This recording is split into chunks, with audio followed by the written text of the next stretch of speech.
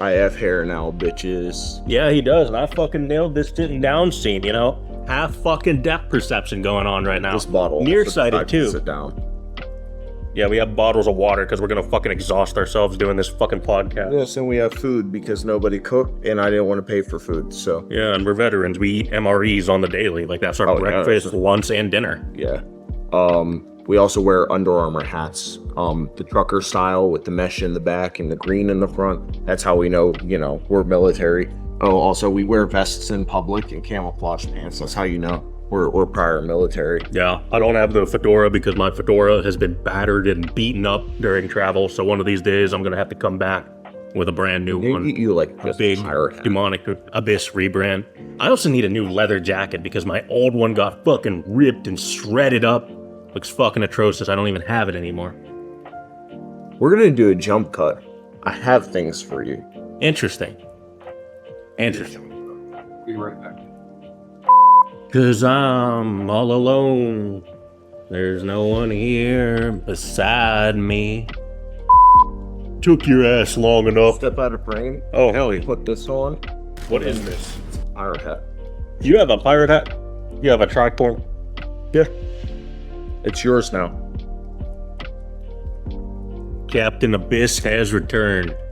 I think if this was black, it would match the fucking jacket better, but The shirt's a little crooked. Maybe we should evolve Dewmonic Abyss to a brown jacket. I'm not wearing a brown jacket. Hey, that ruins my dark, brooding aesthetic. I have a dark, brooding aesthetic as well. Yeah, but dark boomer aesthetic. Patch. Oh, look, God. man, if I had a dark boomer aesthetic, I'd be having a Punisher patch on my chest. But, you know, I like to thread the needle a bit. Yeah, let's actually introduce this video properly. Welcome back, ladies and gentlemen, to the Dewmonic Abyss channel. You know, I'm the devilishly charming, handsome, brilliant, all of the above. You know, the commentator you usually tune into to listen to. I am Penn Butler, Brendan Butler, and Breadstick813 with a plethora of rebranded names in my past. But at the moment, I am simply Penn Butler Official. We'll plug my Instagram down there. And Are you sure this isn't crooked? It looks crooked from over here. It is crooked. It's actively crooked. I mean, you got a perfectly good mirror. Like a fucking pirate thing in captain. front of you. Just, yeah, I mean, however you want, man. Yeah, if you're an OG viewer of the channel, like fucking... I want to say our first collab was probably in 2017. Yeah, like 2017 to like 2022-ish. You know, you'll probably recognize this guy. Yeah, I was like skinny, had shaggy fucking hair, like I looked like a mop. If you're a more recent viewer of the channel and you saw the MRE video, then you probably recognize him as the jacked army guy. Either way, you know, he's made a prominent appearance on this channel, and this is our first actual like podcast type fucking video. Exclusive to everything fucking went down. This is the first, honestly, of you and I individually. We had ones with like TimG. I go to bat for this kid that I barely fucking know. I defend him in this video, calling out Fector. And then after the video, right, the kid reaches out to me. He's asking for help fighting these copyright strikes and shit. And now, fucking years later, right, we have no contact. Now, after I call out fucking David for being a pedophile and Travis is going scorched earth against me, putting out Instagram post after Instagram post, he's suddenly fucking Team Mafia when he has no reason to get involved. Travis put out that Instagram post sourcing Princess Bubbles, and then he responds all like, journalistic integrity, wait, he has that? Like, dude, I literally covered your fucking story. Yeah, like, fuck that kid, honestly. We've had so many different interview style, podcast style videos. This is our first face-to-face. That's true. This is the first in this structure. First in this format. I mean, we have a tight fucking backdrop here down in the bunker. We're gonna call this set piece the bunker, because it's the same place we record the MRE video. We got this dark oak style table. It's actually just like hard plastic. A very fragile table that could fall apart at any fucking minute. Yes, I mean, this is the type of thing that wrestlers just put each other through. We got this really nice, clean black backdrop. It's actually just like 2 studio curtains that I had in the closet. Yeah, try saying black backdrop 5 times fast. Black drop.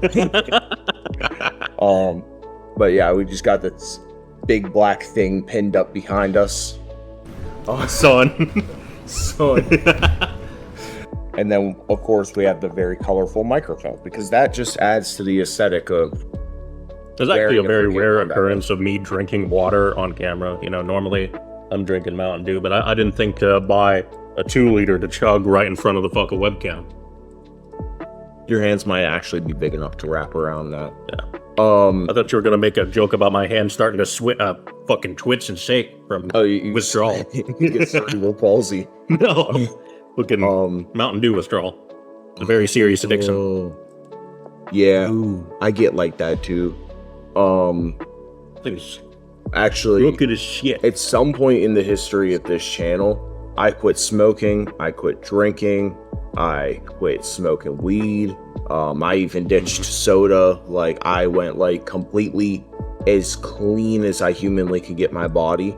You know, I got a fucking MRE sitting in front of me. Me, on the other hand, I started smoking, drank more. You know, hard Mountain Dew is my fucking drink of choice. I never smoke weed. I think it makes people lazy, so I'm not trying to dive into that. But if you fucking controversial take. If you want, I also think you like weed, you know, you know, that's your thing. I don't fucking judge other people that do it. It's just not for me. Yeah, definitely not for me. See, since I've gotten into pro wrestling, like, weed is a very common thing because, I mean, you get busted up and fucked up and you get dropped around and slammed, and it kind of helps, like, numb that pain a little bit. It's one of those things where, like, it takes the edge off whenever you're in an industry that is bound to give you an edge no matter the fuck what. So... yeah, and just getting out of the Navy, I couldn't fucking smoke that shit in there. Otherwise, I'd get my fucking ass thrown out. It's illegal there. Personally, I think the smell of cigarettes is much better. Now, a lot of people disagree with that, but I think it's better than the smell of weed. I think the smell of weed is great if you smoke weed. If you don't smoke weed, it smells like skunk ass. Because you're, like, desensitized to it, I guess. Yeah, but you also don't want to go take a fat nose hit of that. Because, like... fucking bottle that shit up and turn it into perfume. Some people fucking smell like it. You go anywhere. Which, I mean, like I said, there's nothing wrong with people having their preferences. But it definitely doesn't get you an interview. Yeah, speaking of interview, let's go into our backstory here. Because we go... way back. We met all the way back in fucking middle school. Now, for context, we both just turned 27 within this last week. The old Jurassic age of 27, where I'm realizing that I might have fucking lactose intolerance. We both got fucking milkshakes earlier, and that fucked up my stomach. Our history was like way... Yeah, we knew each other as little ass fucking kids. We went to the same school in the middle of nowhere, fucking... shit-ass Clarion, Pennsylvania. Yeah, Travis Schaefer and his little gang of shit. Yeah, they went on vacation there. Yeah, they went on vacation ourselves. It's crazy. You and I tag teamed against those two who visited our fucking school. Yeah, they literally went to the school and took a fucking selfie. I don't think we even have a selfie in front of the school. I mean, I had one photo in front of that school. It's from the middle school talent show, or middle school, the talent show. I think it was middle school. It was a picture of me in my button-up shirt holding the cheeseburger. The cheeseburger. Which was, I don't know where I got it. It was some sort of slingshot cheeseburger whose arms stretched. It had a face on it. That's right.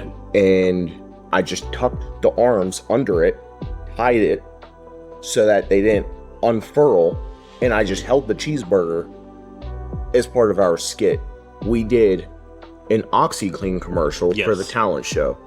It was one of the most ridiculous things I've ever done, but it showed the clear contrast between he and I.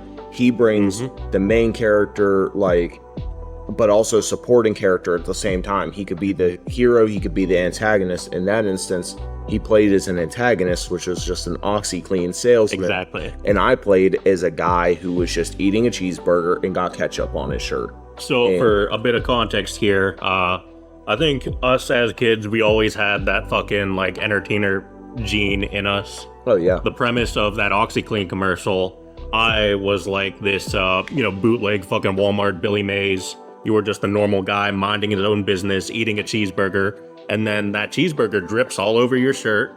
you know, you have a fucking stain. I break into your character's house and start aggressively marketing OxyClean to you like a fucking psychopath. Everyone in the fucking audience loved it. Yeah. So much fucking laughter. We had so many laughs going in that crowd. I mean, we basically were the only... We were damn near the stars of that thing. Yeah. You know, what we were doing was just so far beyond what the talent show had actually had going on, to the point the only talent was that we were actually funny. And we were the only funny thing on the entire show. When we did our tryout for the talent show, we just went in there and improv the whole thing. We made like a window for him to climb through out of paper, and it just fell completely apart. I completely forgot about that. Yeah, I remember that shit like it was yesterday. It was the bottom floor of Clarion Limestone Elementary School. I think it was back in the music room is where they held the tryouts, and like they didn't care about the skit, because when we did it, it was like 10 minutes long, and they were like, oh well, that's way too long. But they loved the premise of it. They loved our the energy between us. And they loved that you and I thought outside the box enough to even put something like that together. How the fuck are two 12-year-olds thinking about doing a full-on OxyClean parody? And they loved it, and it took us some time, but we sat there, drafted, developed, practiced, performed. And I mean, at no point did they have a shadow of a doubt they should put us on that stage. And that was us at 12 years old, before YouTube was a deal, before either of us had a camera. Yeah, I mean, YouTube was a thing back then. I don't even think like monetization was like a mass thing on fucking YouTube. Yeah, I mean, monetization was for guys like Stampy Longnose. Yeah, I think that was at the time where like gaming channels couldn't even get monetized unless they partnered up with like Machinima or something. Basically, yeah. I mean, actually, I just seen a big video on Machinima the other day. Yeah, I've been getting a lot of throwbacks to that era lately. Our collaborations go back to when we were freaking middle schoolers, yeah. The unfortunate thing about that, I mean, that talent show was taped, but that performance is pretty much lost media because we haven't came across someone who actually has a copy of it. Otherwise, we'd actually upload that to YouTube. It's like, that's fucking awesome. Like, that'd be such a funny thing to react to. After I moved out of Clarion, we came back and forth to visit each other. Well, you didn't come back and forth, but I came back and forth from Clarion to Pittsburgh over and over again. We did that every summer for years. We still kept connected even though you moved to the city. And like, I think Clarion and Pittsburgh, like that's maybe a 3-hour something drive. Yeah, I'd say 2. If you 3. include the breaks, we're looking at 2.5-ish, depending on who's driving as well. If it's me, that's going to be 3 hours. I stop to piss every 40 seconds. Yeah. He stops to puke every 40 seconds. I don't fucking puke. Puke in one whole... Maybe when I'm drunk. That was a great night. I think that's one thing I loved about our childhood. We always found a way. And even when we couldn't fucking meet up in person, you know, we had YouTube at the time. We were doing these collaborations. Our first YouTube collaboration had to have been some random shit-ass videos of, like, me wrestling a punching bag in our buddy's backyard. We recorded that Omegle video at his table. Yeah, I think the first one uploaded to YouTube would have been you in that hot dog suit and us going to, I think it was Burger King at the time. Yeah. You were actually there fucking dancing. Oh yeah, that was ancient. I mean, now I went through a spurt with an abusive ex-girlfriend who really just didn't support anything I was doing. She didn't like that I did YouTube. She didn't like that I gamed. She didn't like anything about me, basically. I don't even know what the fuck she was doing with me. I think I know what she was doing with me. At some point in the relationship, I had completely canned my video game consoles, got rid of all of them, sold them all, bought a new iPhone with it so I could basically start building a business, selling t-shirts online. That completely fell out, obviously. And part of that development was me purging all of my old YouTube videos completely off the channel, all lost media. It's unfortunate what a fucked up relationship can do to somebody.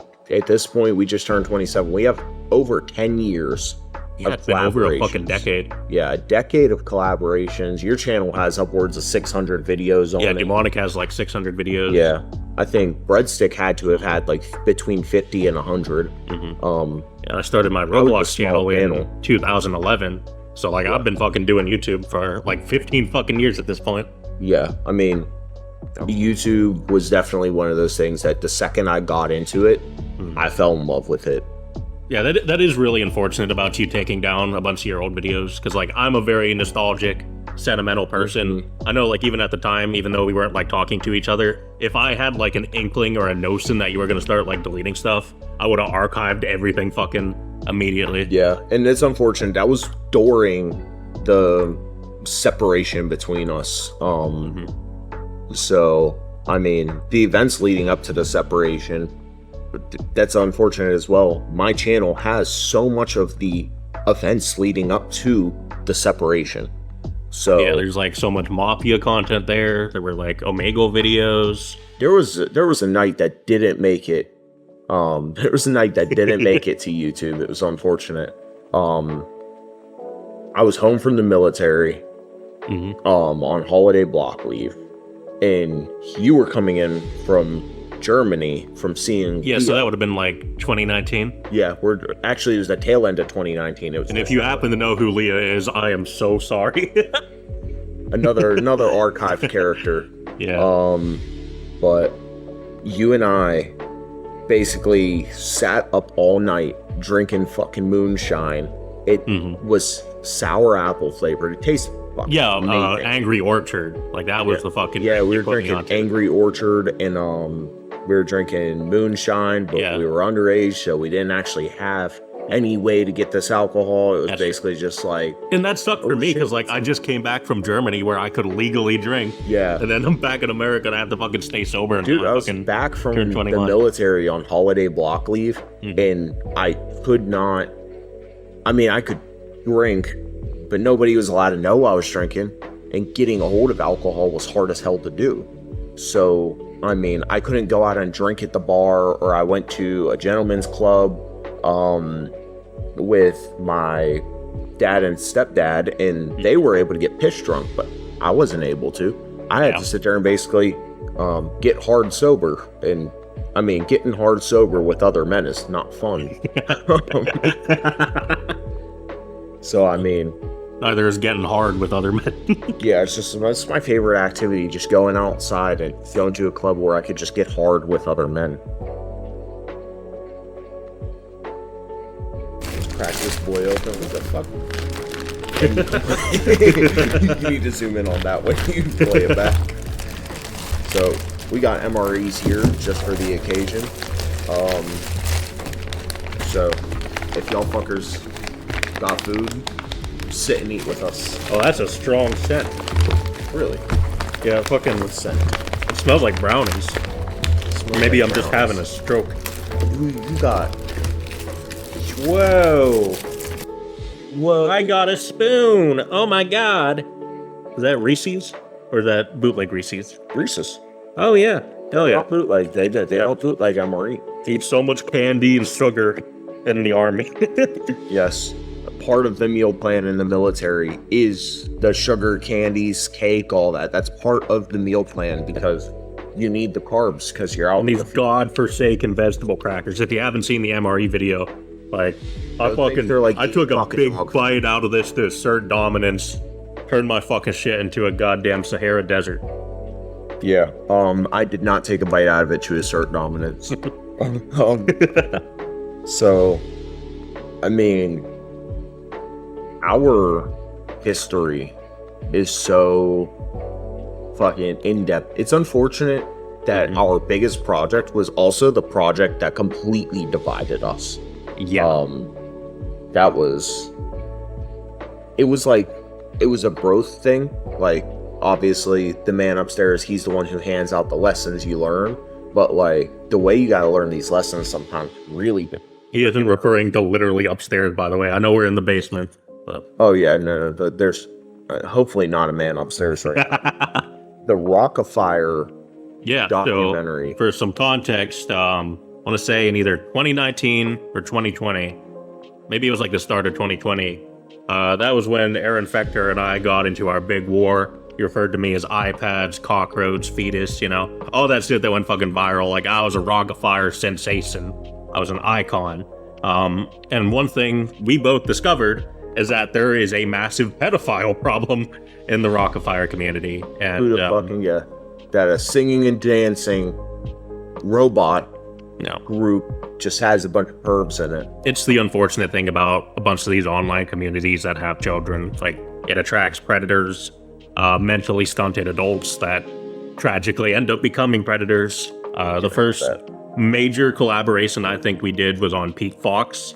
Me and you reacted to Pete Foxx's apology video with B. I was being a sick freak. Looking back on that, I feel quite bad about that. I was being a sick freak. I feel quite bad about that. Hold on. I was being a sick freak. Understatement of the fucking century. Exactly. We also, following that, we did that video is so funny because I remember, you could throw the clip in here, but I remember listening to the apology video, and he got to the point where and the music was playing over this video, piercing loud. It was so the music track was so annoying. I'm sorry if any Rockafire guys actually loved the video he used for that. It was like the Rockafire what track was that? Because I believe it was over concept unification in the Rockafire documentary. It's when Rockafire turned into Chuck E. Cheese. Yes. So, a very emotionally loaded moment for people in the Rockafire community.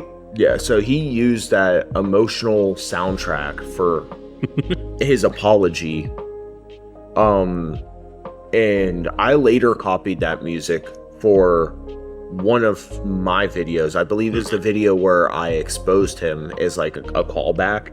But God, that soundtrack was religiously annoying. Yeah, you had catfished him, and he fell for your decoy, and then got on a call with you.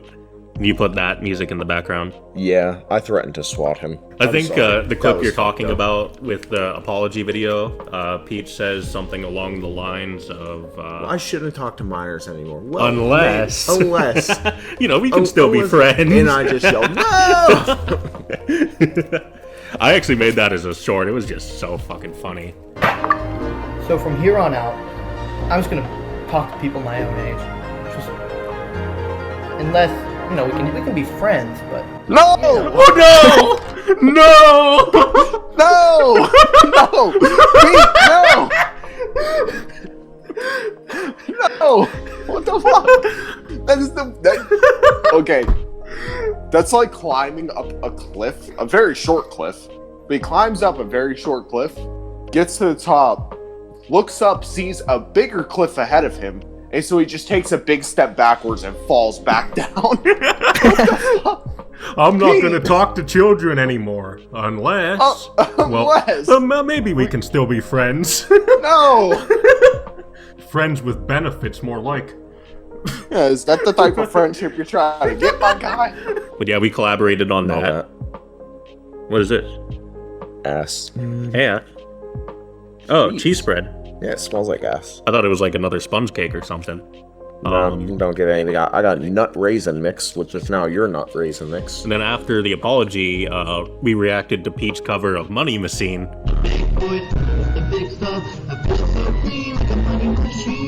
Like, that bass is absolute fucking ear rape. Oh my god, I thought I would just listen to it through a bad headset. I think the bass is from his microphone too. I don't think that's something he put into the song. It sounds like a... What does it sound like? Like a Nokia ringtone in the background. And then we ended up covering Money Machine. Hey, you little piss baby. You think you're so fucking cool, huh? You think you're so fucking tough? You talk a lot of big game for someone with such a small truck. Aw, look at those arms. Your arms look so fucking cute, they look like little cigarettes. I bet I could smoke you, I could roast you. And then you'd love it and you'd text me I love you, and then I'd fucking ghost you. With the big boys coming with the big stuff, I feel so clean like a money machine, oh yeah. Big boys coming with the big trucks, feel so clean like a money machine, oh yeah. Not one of our best covers, but as a meme song, it's fucking top tier. Music was so weird with YouTube because you and I never built a real song together. We always we've done joke songs. Yeah, joke I think songs. Our best joke song for sure was Flat Ass Patty. that extended lower back, that's a flat ass patty. Like, That was great. the lyrics you wrote for that, grade fucking A. I wanted to do a full song, but there was a deadline that I was attempting to meet, and I knew I could not pull it off if I did the full song. So I just went with the hook. Or maybe... Yeah, you fuck it with some flat ass patty. Built like a countertop with that flat ass patty. That was fucking amazing. But I think the WAP song is just... I think it's just too slow of a song to do a full song parody. Like, that would beat a dead horse. My pants is loosening up a bit. Patch is loosening up. Yeah, I've had this fucking iPads for like about 6 years at this point. I've had this vest since you and I went to Steel City Con. I bought this, and I bought, we could post a picture of me in the full gear, but I bought like a long sleeve tactical shirt, some tactical pants, and I wore my military. They weren't like mine. What year was that? 2021? When we went to Steel City Con? Yeah, I'd say about 2021. So I wasn't in my serious relationship that I was in during the Rockafire. Yeah. That was a fun fucking year. Our friend group went to Steel City Con, mainly like a little vacation. We were thinking about filming at the time, but the convention had rules about filming there. Yes. I came as Dewmonic with the Bad Luck Carpetbagger Doll strapped to my belt. You were Catgirl Mando. Yeah, for the first day, I went in like, I had a Mandalorian helmet, this vest, and the same camouflage as this vest. I had cool outfit and some combat boots. And for the second day, I went to go match with a friend, and I put on basically like a cat-made dress. And then for the third day, because I wanted to enter the costume contest, I didn't want to go as the generic Modern Warfare Mandalorian or go as a dude in a cat-made dress. Lord only knows there's enough of Mandalorians and cat-maids. There was not a combination. So I merged the two. I put on the dress, the vest, as much of the combat gear as I could, basically. The Mandalorian helmet, and people fucking loved it to the point where actually there was a guy, I forget his... Yeah, this is the part where the interview gets shared around the bottom of YouTube. Because there was a YouTuber, Tampa Jay, who was basically like a Walmart version of Adam the Woo.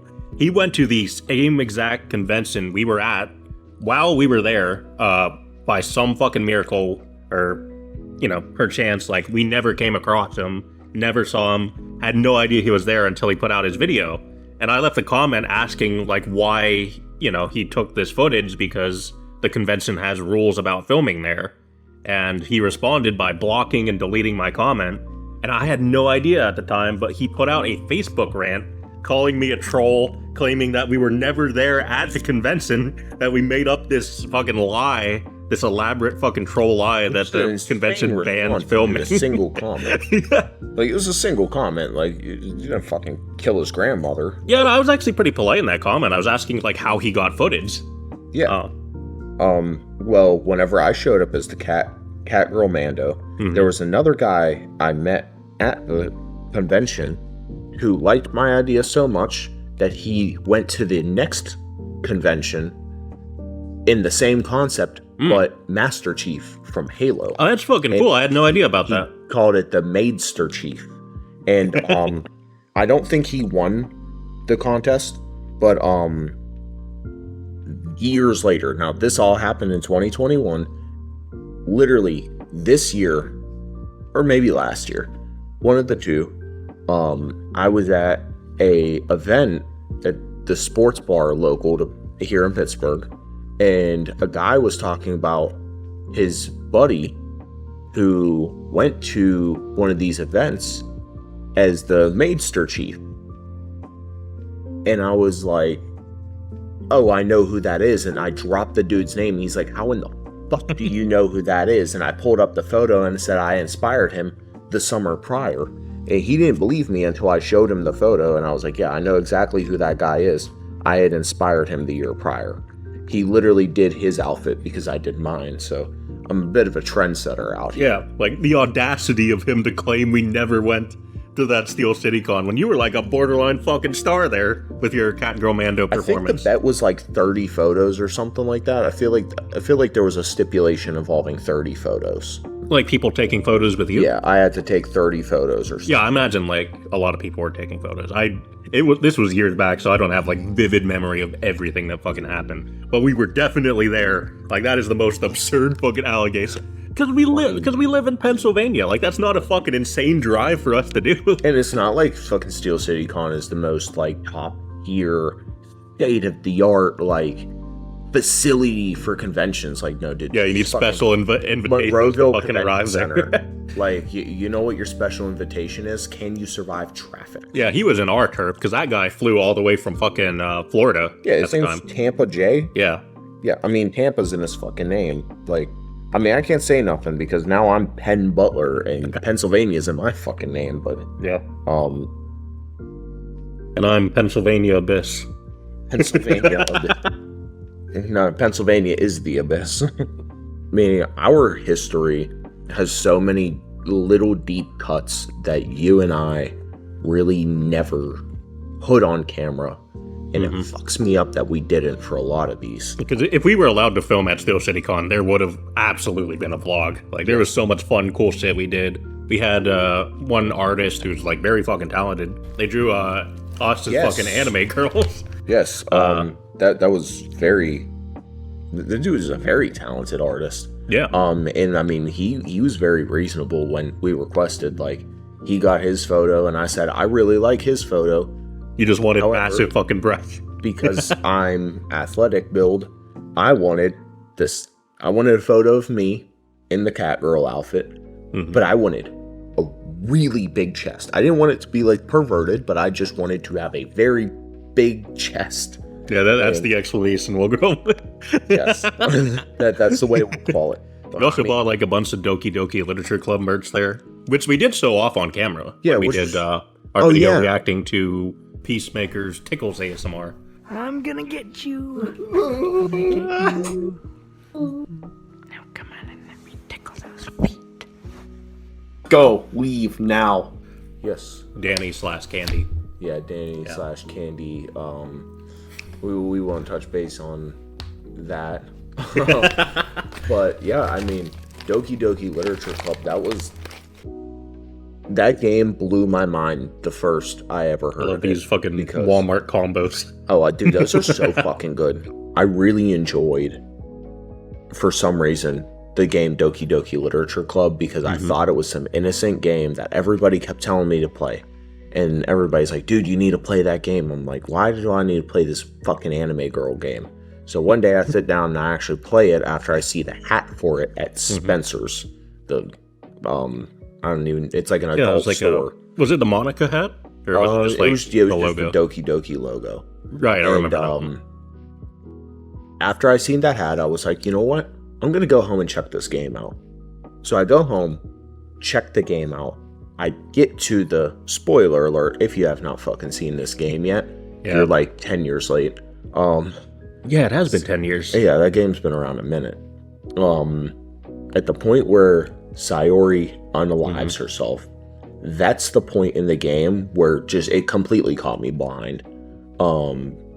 And I loved the subversion of expectations so much that basically Doki Doki Literature Club, I was also big as fuck at the time for somebody of my age and size.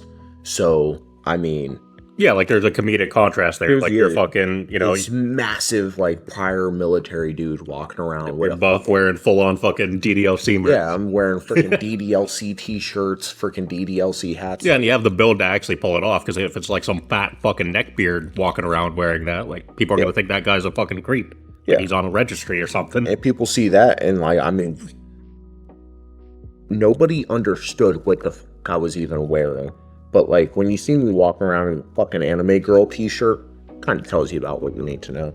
But that kind of became the building block of my personal style for a bit, to be honest. That was really weird that ended up being it.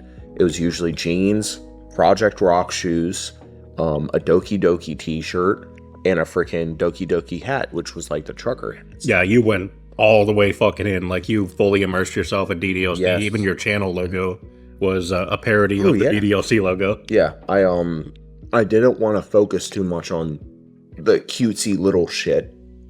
I went to focus on the darker element, and to me that was like the coolest part of it, was focusing on that darker element of a very bright and colorful story. I was actually inspired by wearing that style of clothing when I was working at GameStop. What a fucking surprise, the guy in DDLC gear worked at GameStop. I was working at GameStop, and there was this like 13-year-old kid who would always come in with her dad, and she bought DDLC, and I looked at her dad wearing full DDLC outfit, by the way, looked at her dad and said, "Are you sure you want her to play this? Are you aware what this game is?" And he's like, "Yes, I'm aware." And I'm like, "Okay, just letting you know, this is..." Yeah, it's one of those fucking dark themes in there. Yeah, it's a very rough game. At some point, I kind of hit the rebrand, and I was like, well, it was actually whenever you and I split and went just separate ways, I completely threw out all the DDLC stuff. I threw all the t-shirts. I think I might have one of the t-shirts, like art. Oh, you threw all that out? Yeah, I threw all of it. I got rid of all the DDLC stuff and started dressing more seriously. It was actually because the girl I was dating, it was like one of my more serious relationships. Actually, it was the relationship that caused us to go separate ways.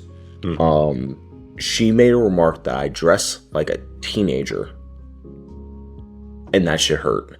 I mean, it was like a kick to the balls of my ego, telling me that I dressed like a teenager, because she wanted me to feel like an old man, but she also dressed like a teenager. She wore short shorts and fishnets, and she dyed her hair and dyed her eyebrows. Yeah, maybe it was like projection or something. Yeah, so I mean, definitely was projection.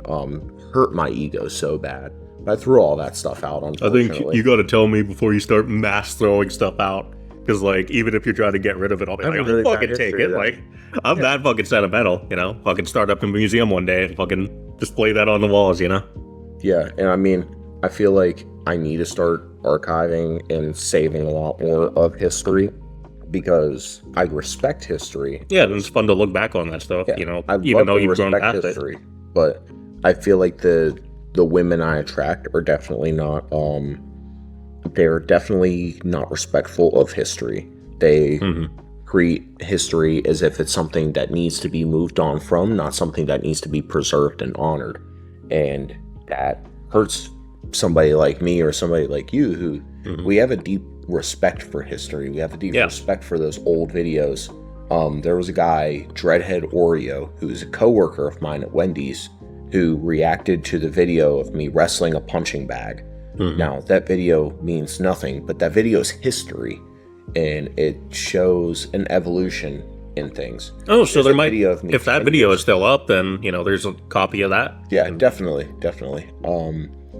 But having that video from 10 years ago of me wrestling a punching bag, whenever I was skinny and had mop hair, and I'm wearing a DC t-shirt my brother handed down to me, and now I'm twice that size physically. Now my hair's slicked back and neat, my skin's clearing up, and I'm in great shape, like, and now I'm pursuing a career in professional wrestling. That's evolution right there. That I let wrestling has like always been this part of you, and now like you're embracing it. Yes, as your career. I threw out the evolution, and that's the thing about history. You're not just recording history; you're recording evolution, and that's something I just didn't have it in me to explain to these girls that I let, you know, push me around or control me.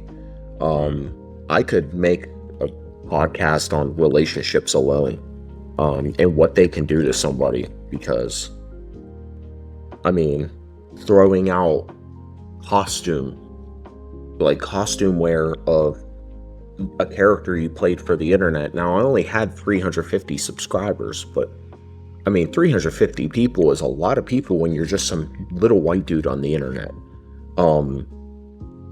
Those costumes really meant a lot looking back, but at the time they were just what it was. So from now on, if there's anything I'm throwing to the curb, he's gonna be. I gotta admit, I genuinely have a soft spot for these fucking crackers. Maybe on the psychopath. Aw. Dewmonic Abyss likes dog food.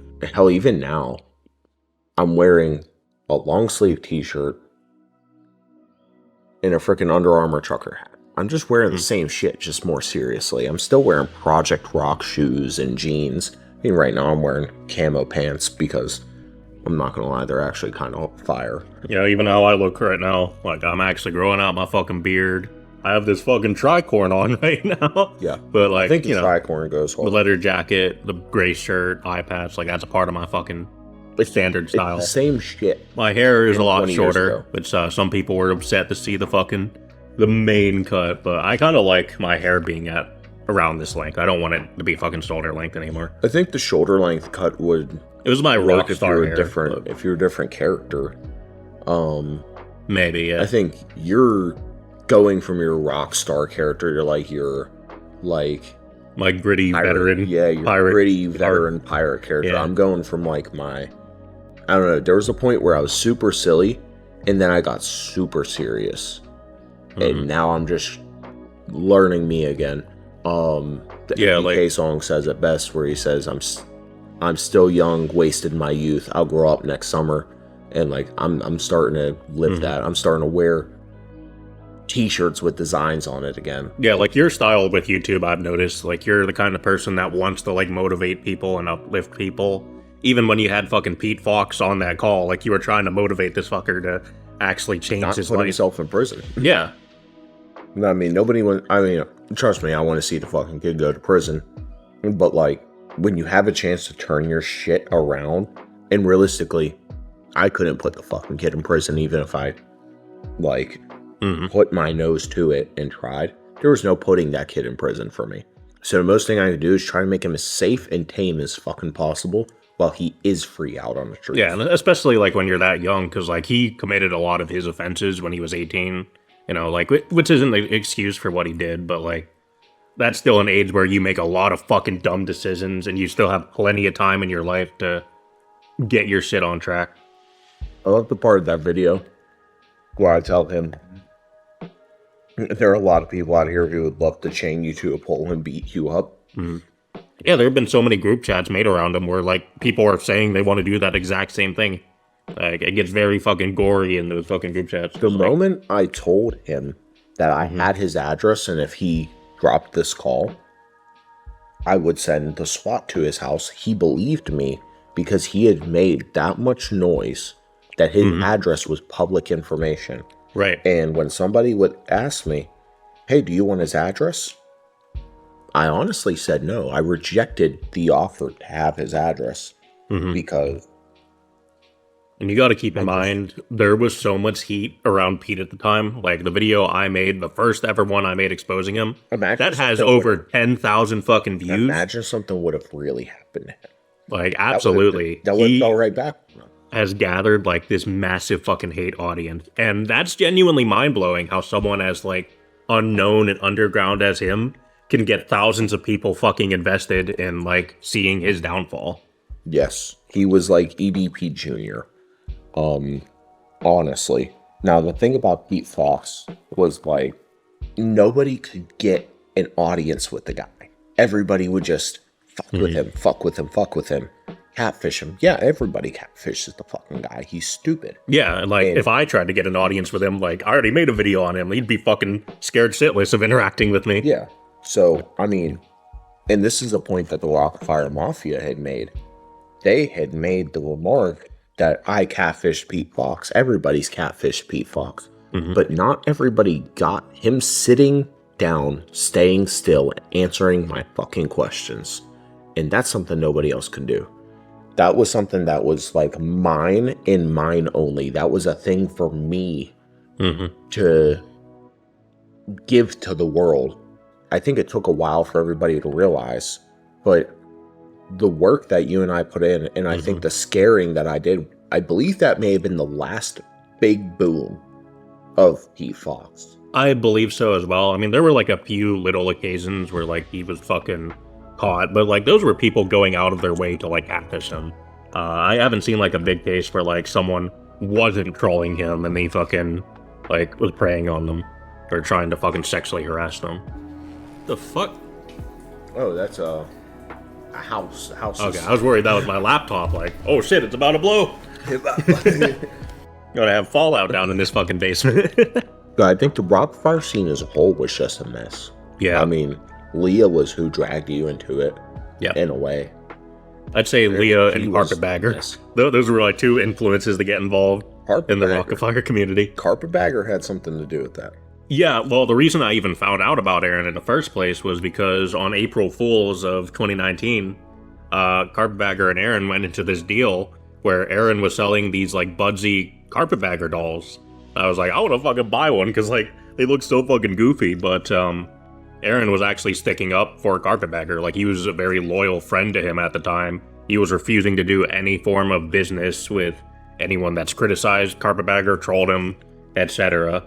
I didn't make the video solely because of that, but, you know, I remembered it. And then eventually him and Leah got into something, and he fucking made a MeWe tweet, which is like some, I think, bootleg Facebook.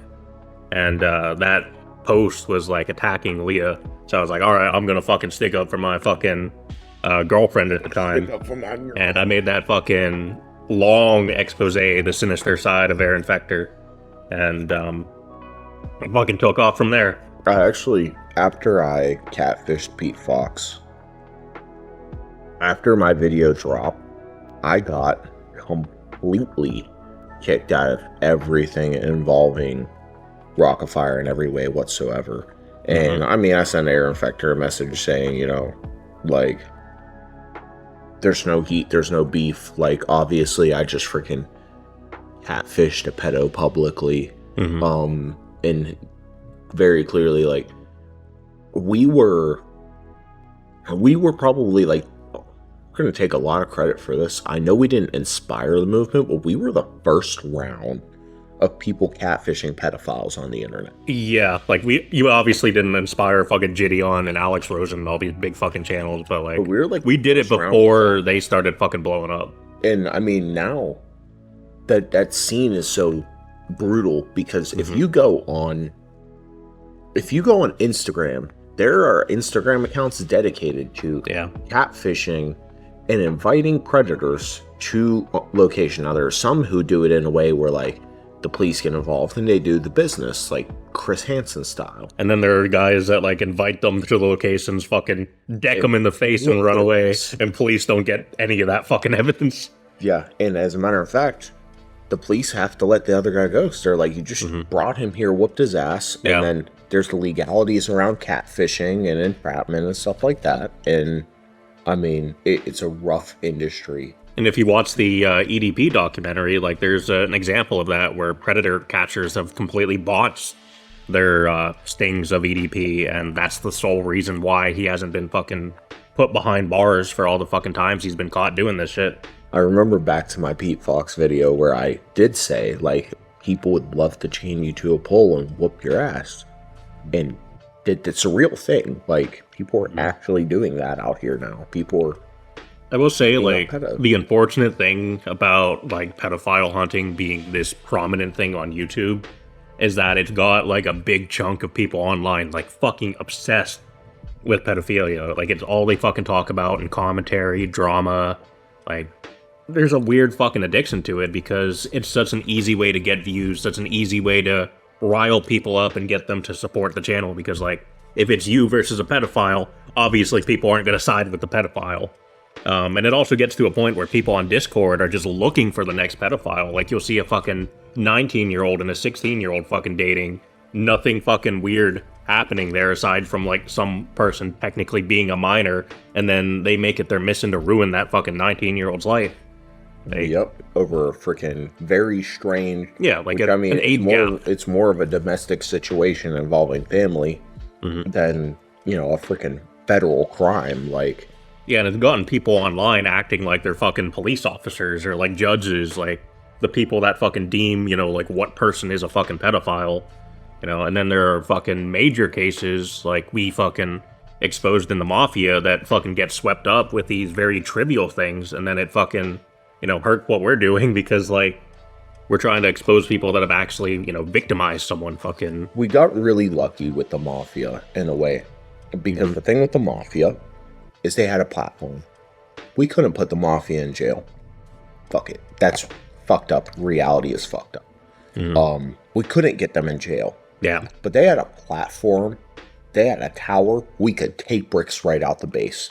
And we did that. And we took that tower down bit by bit. The unfortunate thing about that, I did try to put David in jail, but the victim that he tried to solicit those fucking topless photographs of, their account got fucking hacked. So it's been very difficult to pinpoint that person and then actually get their parents to report the crime. And then, because like there's only so much I can do as a fucking commentary channel covering this situation. So I can provide the evidence, but I can't provide the account or the family's information. Like the victim has to actually come forward and be willing to, be the victim in the case. That was a very difficult situation overall. And let's be honest, as good as we did, we were absolutely fucking amateur. Oh, yeah. I mean, we were like 21 fucking year old kid. And the reality of it is, they were kind of smart as well. Like, they weren't stupid. They weren't gullible. Yeah, like, these are people that have been feuding with Fector over a decade, and Fector, like, was a part of a millionaire fucking company. Like, he has lawyers. He can fucking bring these people to court. Like, they've been fighting that for over a decade, looking for all these different fucking loopholes to fuck with him. And then, we come into this community, and we're taking on these guys that prior to that we haven't interacted with at all.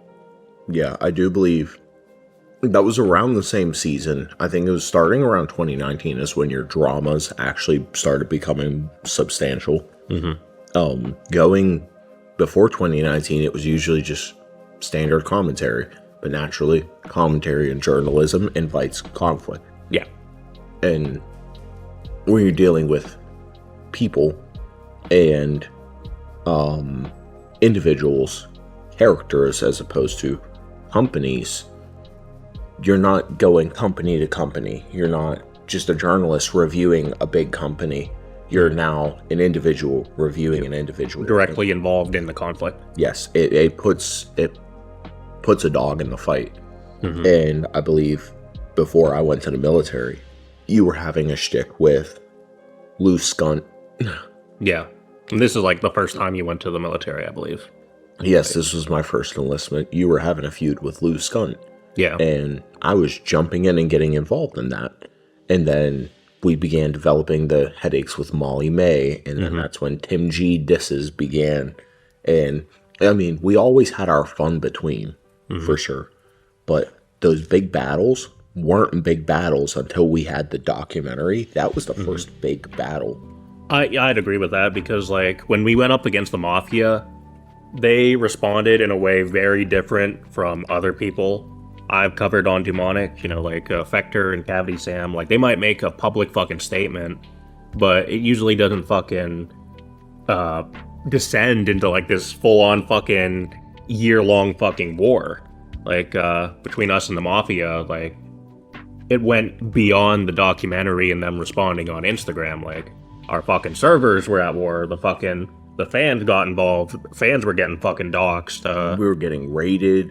Like, our addresses and family members, like, they were fucking digging into that shit. They made a fucking a Dewmonic Abyss fucking defamation website. They put my address on there. They put all of that shit. They put you.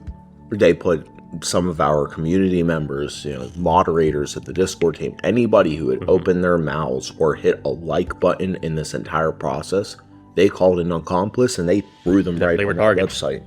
Hell, my girlfriend, who the only public record of her had been in a relationship with me on Facebook, that girl had even been dragged in at one point. They made remarks about her having daddy issues and such. Basically just a bunch of false claims. I wish the girl would have had daddy issues. All jokes aside.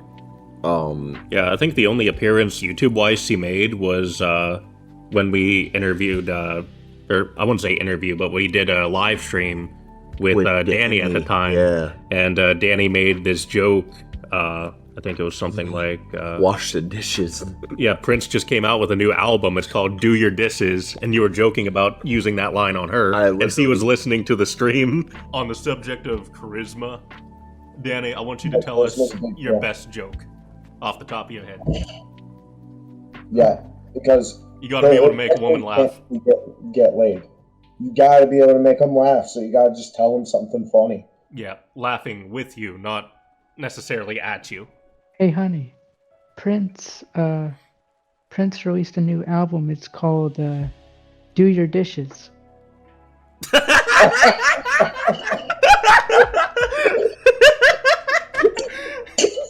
Grade A.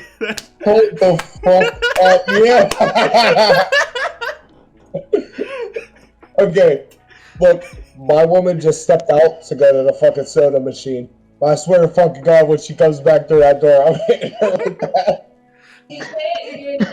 And go for a ride.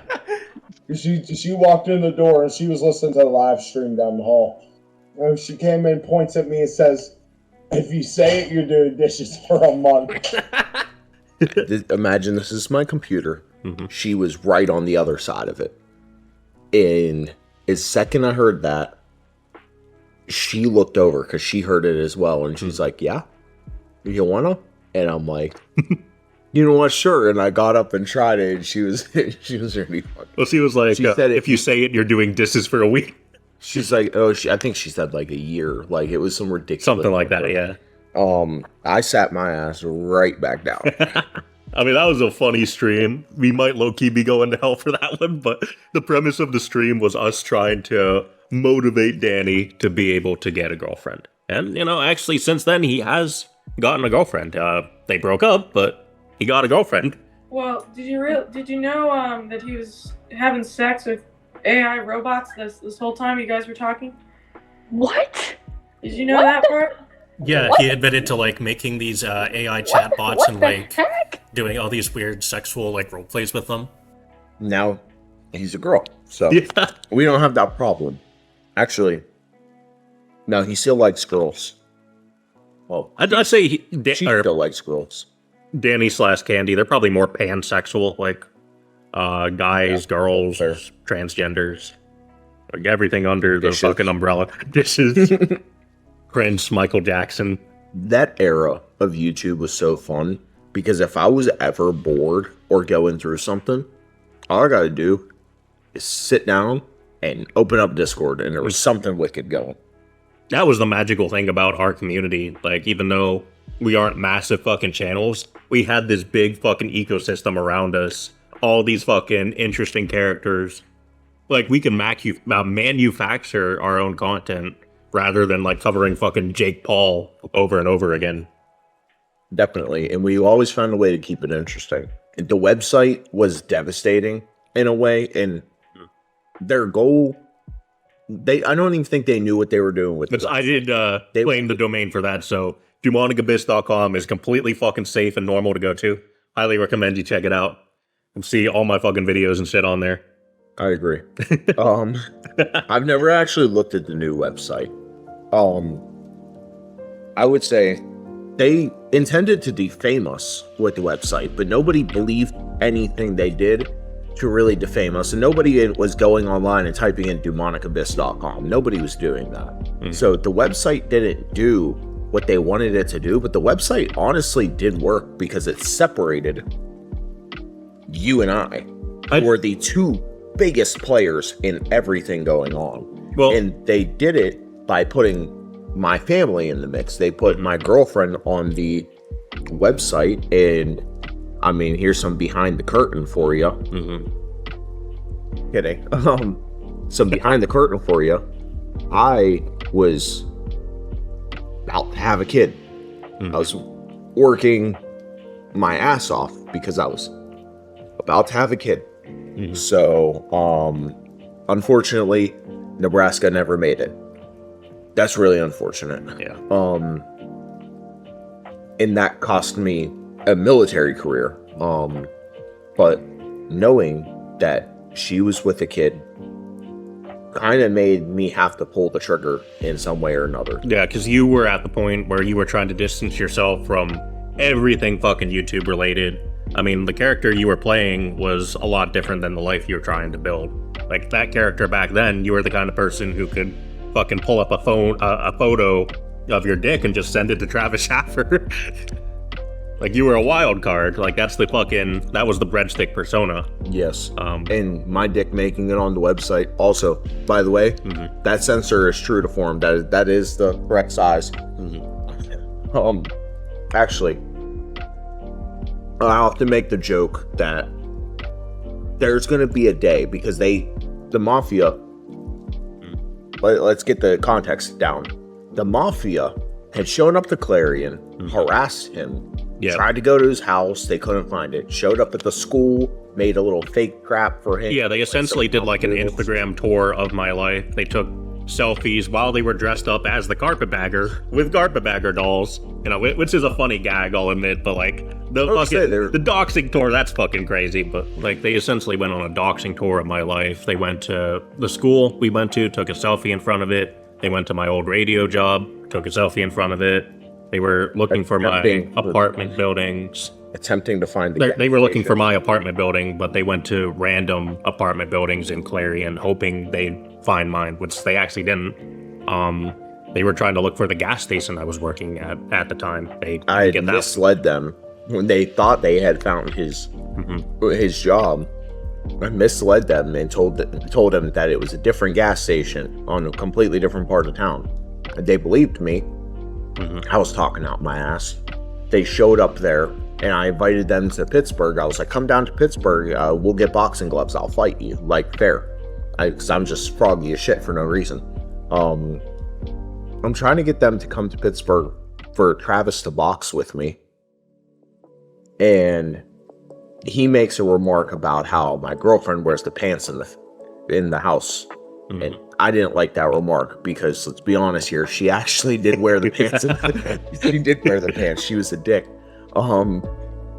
He makes that remark, and my response is, I sent him a picture that I had taken in a full body mirror. And this was from when I was there. I was a couple pounds lighter. It was a past picture, and I'm just horse dicked up. I sent him this photo of me horse dicked up. He did not take that well, but he's a grown man, and I just sent him. Yeah, he called you a jolly homo, if I remember his words exactly. And he said that you were the first guy to ever send him nudes. I mean, we always remember the first. Yeah, you were his first time. That was his first time. It's fucked up. He then posts this picture to a Mafia website. Now, he uses his girlfriend's face as a censor. His girlfriend at the time. He uses her face as a censor, but he wants to show as much of the area as possible, so it doesn't, so like you can know that I actually sent the photo. So he basically drags the photo to the exact size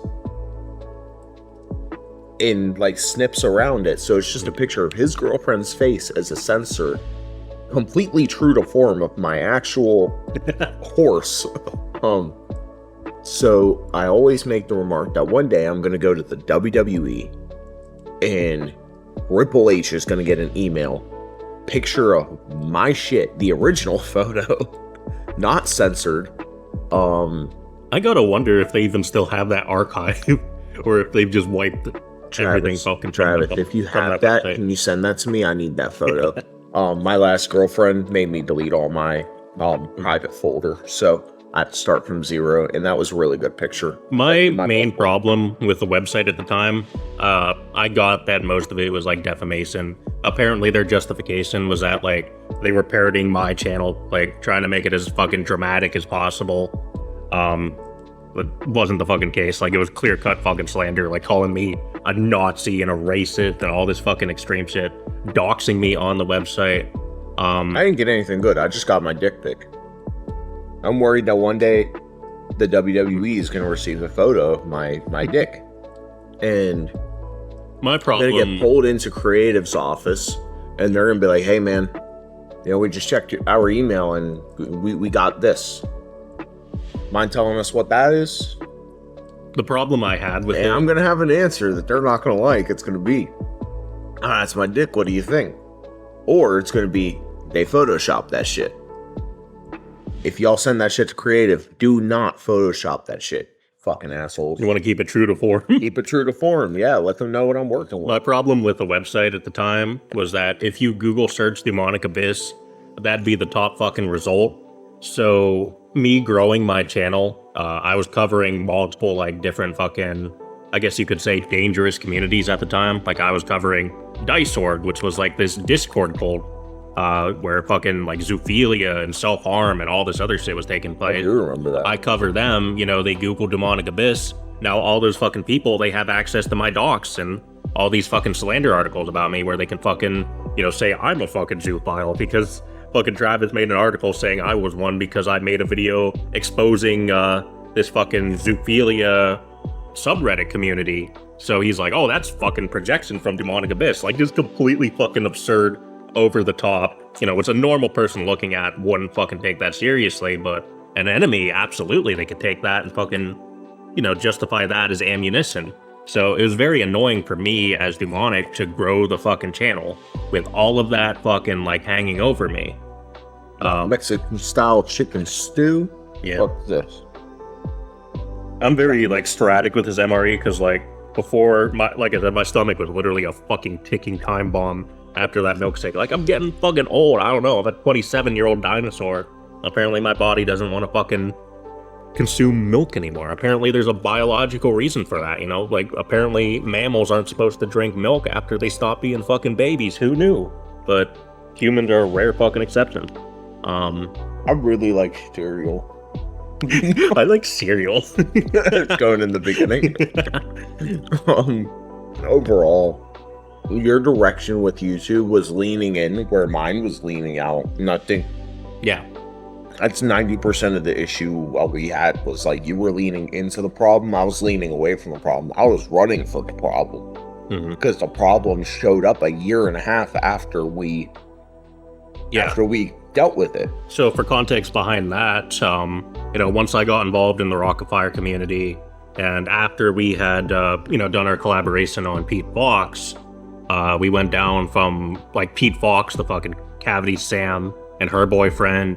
And then from there, we formed the detective agency, which was me, you, Sayori's Plus Vlog, my ex, and Funfair Ordnance, who designed my fucking channel logo, of the Grim Reaper with the fucking MLG shades.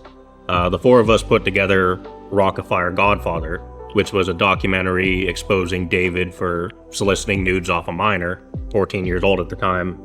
And Travis is essentially defense campaign for David, which was a counterattack against me and us, made fucking absurd allegations about you. Like, the fact that you were catfishing Pete just to fucking e-sex him. Like, what the fuck? I don't like that. If I'm gonna pick a guy to catfish and e-sex, is it gonna be Pete Foxx? Yeah, like if you were a gay guy, would Pete Foxx like be hypothetically? Your first Do you choice? think that's my fucking type? Absolutely. Then fucking Pete Foxx looked like a kid from A Christmas Story. We fought the Mafia war for, I want to say, about 2 years. It eventually got to the point where, you know, you were dealing with like a kid on the way.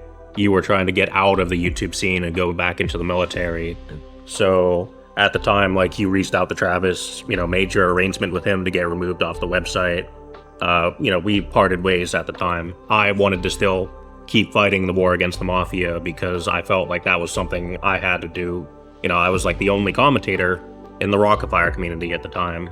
In the documentary, I kissed my middle finger and told them to keep firing at me. You'd actually be surprised by how many people I've came across that are genuinely afraid of this guy, that are genuinely afraid of being harassed by the Rockafire Mafia.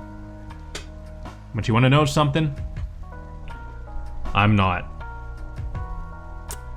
So keep firing at me, motherfuckers. Spoiler alert, they kept firing at me. So it's like, you know, I made myself the martyr who would keep fucking exposing these guys, keep fucking making fun of them, no matter what fucking happened to me. You were fighting the battle to the death for sure, and I knew that there was a point where I had to walk, and I mean, naturally, when you sign up for war and you fight 90% of the war, but your fucking enemy comes back full force, and then you suddenly drop from the war, yeah, naturally, it's gonna fucking rub a couple people wrong. I think I was very insulted with some of your community members, Funfair, for example.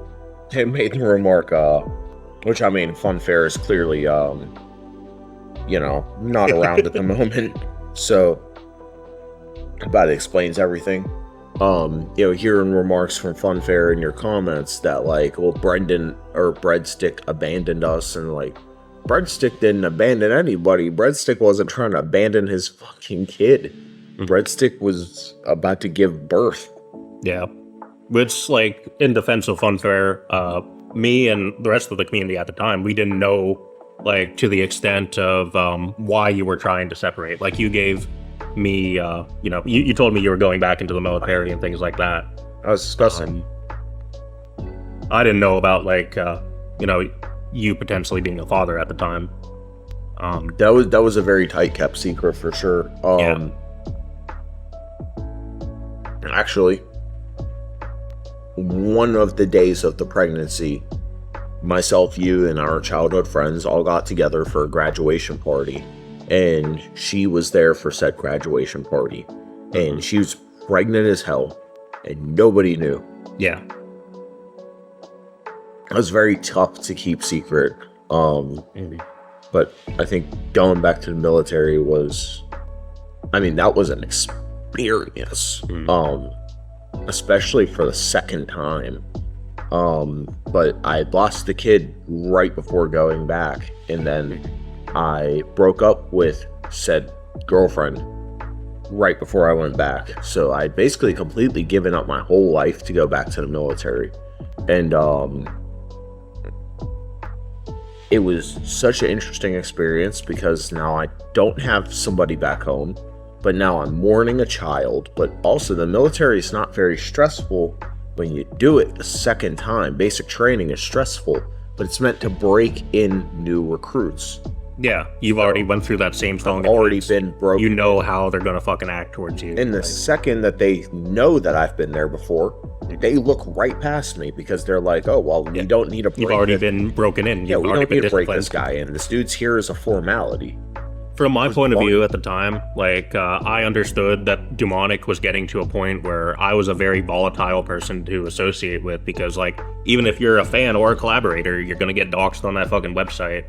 I'm fighting this war. You know, war is something that affects everyone around you. I had multiple fucking, like, friends and community members, like, disavow me to get their fucking information off the website. I understood it. I didn't take it fucking personal. I think, the miscommunication with me and you at the time, I didn't know that you were going to go to Travis and fucking, like, you know, disavow me. I think if it was something that was... It was such a complicated situation. If it was something that was communicated to me, like, okay, you're telling me that you're going to take a dip, I would have been like, go for it. You know, I wish you all the best. But I didn't find out until afterwards. Definitely a matter of, like... why I took it as that betrayal, but I still wanted the best for you. And there was a lot of blood in the water at the time. Like... I mean, we were fresh off the wound of that website dropping, and I immediately start trying to lead the charge, which nobody's gonna fucking listen to me, because in your community, I'm not a fucking captain. I am a side character. I am a first mate. Like, I am not... Well, the other aspect of it is that, like, the community wanted the war. Like, they wanted to see these guys deplatformed, held accountable. Fuck you guys, no, I'm kidding. They wanted to see the Mafia bend the knee and finally fucking admit to this shit. And so whenever I try to lead the charge and say, like, hey guys, we're not fighting. Yeah, your goal was to, like, end it and get both sides to just fucking ceasefire. Yeah, we didn't want a ceasefire.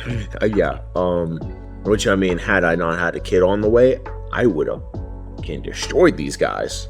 You guys are so lucky. No, I'm playing. I'm not gonna do that. Yeah. I mean, it was our forte, was internet drama, and I wanted away from it. So, I mean, with that much blood in the water, stepping away was just so difficult to do, because communication isn't communication anymore when there's that much blood in the water. It looks like cowardice, and we were in such a volatile situation. Overall. Yeah, and when it comes to those kind of things like internet drama or, you know, being a public figure, public perception is reality. Like, people don't see what things are from your point of view until you actually come out and say what was going through your head at the time. So they only got my perspective, which at the time I felt like it was a betrayal, but I didn't have like your full fucking context. I do believe that context was super important, but also, honestly, we were like 22, 23. Yeah. Our childishness as well. Why did you like that match? What's that? Why did you like that match? I just wanted to. I was trying to think of like, what were you doing with that? No, I just wanted to. I mean, it was our naivety and our childishness that also kind of made things difficult. It was definitely a situation where stepping away and coming back more mature, definitely helped. I mean, since then, developmentally, like, I stepped away from your channel. It's not like anybody hopped on Dewmonic Abyss's channel and was like, Breadstick's a fucking dick. Like, as much as me and him had a very small spit battle, both in the break off and a little bit of spit battle on Twitter, like, overall, nobody really cared to fight a battle about it. People weren't rooting for us to like turn on each other. I think that was something that like the audience definitely didn't want to fucking see. And the community naturally took my side because that was the only side fucking publicly available at the moment, you know? So, I mean, naturally it became what it became. I do think parting ways, going back to the military, I think helped me a lot. I broke up with girlfriend and began actually investing in myself full time again, and I didn't let myself just become this guy who is like dresses like a teenager, or I'm just whatever my girlfriend tells me I am. I started becoming me again. And I went back to the military and I find out I'm a great natural leader and people actually kind of like me in a lot of places. And somehow white people don't like me as much as black people. In basic training, one of the first things I realized is like a lot of the white people in the military are from down south. Second time you went in, was that the National Guard or was that the Army? They were both times Army, National Guard. Okay. Army's branch, National Guard's component. I see. So going in and going to basic training, overall, I showed up right away, and this guy looks at me and he's like, "You've been here before." I'm like, "Is it that obvious?" He's like, "Yeah, help." He had no clue what was going on. He was trying to assemble the bladder to his camelback. It's like this little backpack you put on. It's got a water sack in the back and a hose that runs to your shoulder so you can drink water at all times. From the second I showed up, I was basically like that guy who knew what he was doing before everybody else knew what they were doing. And the funny thing about that, like by the time you actually shipped out and went to basic, that was when I decided I was going to enlist in the Navy. Yeah, I mean, while I was in the military, I get a call during one of my phone breaks. I get a call saying that he's joining the military from a friend of ours. And I'm like, oh, well, that's the fuck copycat. No. Oh, no. No, it was it blew my mind. Your boots on the ground, I'm sailing the seas. I mean, yeah, that's what we got going on here. Yeah, just always had this pirate fantasy, especially ever since you put me on to Pirates of the Caribbean. Like, Jack Sparrow is one of the characters I resonate with. Yeah, I resonate with, actually nobody from Pirates of the Caribbean. Well, you compared yourself to Will Turner. I was gonna say, Will, I was very similar to Will because I'm very like, let's do the right thing, but at the same time, I'm gonna fuck you up while I do it. Yeah, we did that as a movie night in the old Dewmonic Abyss server. And Dewmonic Abyss server movie nights were so fun. Because like 90% of the time, I was the guy who picked the movie. So, I mean, you and I basically just took turns. Yeah. Because I've always been so aggressive with cinema. Like, I love movies. And I know how to find a great one. And yeah, you were putting me on to a lot of movies at the time, because like me, I'm not the type of person to actually like seek out fucking movies and TV shows. Like most of what I watch, that's all on fucking YouTube. Yeah, I think our military personalities definitely came a lot from who we were, both on and off YouTube. But I never really brought the military character to YouTube all like that. My YouTube character was a little bit. I mean, you covered or you did Home for the Holidays. That was like a military thing. I don't want to remember that. My music was, I mean, music was always fun, but my music was rough. It was part of the evolution. It was definitely part of the evolution. I mean, your TimG diss tracks were pretty fire.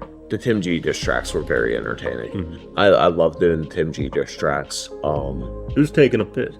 That's not me. That's the flushing. The TimG diss tracks were so fun, but also interviewing Tim and collaborating with Tim.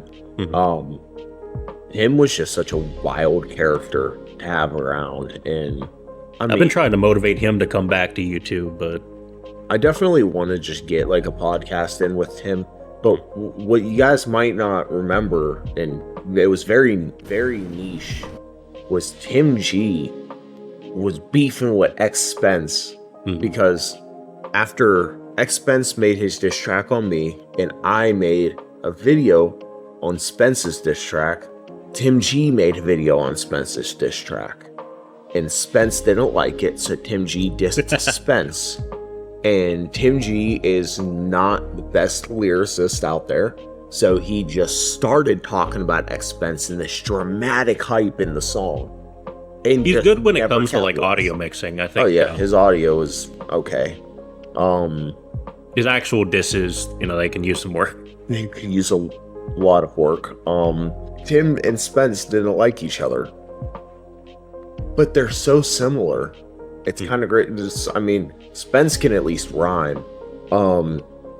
What anybody watching from my channel would know, Spence is the guy from my Texas vlog, short bald guy. Now, Spence and I had done so much music together.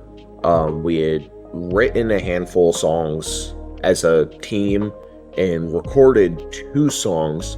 We hadn't gotten his vocals in on the second song yet, before he and I decided creatively we weren't a great fit, so I basically took reins of our whole album on my own. But Spence is somebody I'd love to get on for an interview for sure. I'd love to see what happens if Spence eats one of these, because these things are fucking disgusting. Yeah, they're gonna make him eat all these vegetable crackers. Spence versus the dog food. But Spence was a very interesting character to have on my channel, and I think he would, turn him up to 11, I think he'd work very well on this one as well. I know we've been very critical of TimG, but I do miss having him in the community, like covering everything we'd get involved in.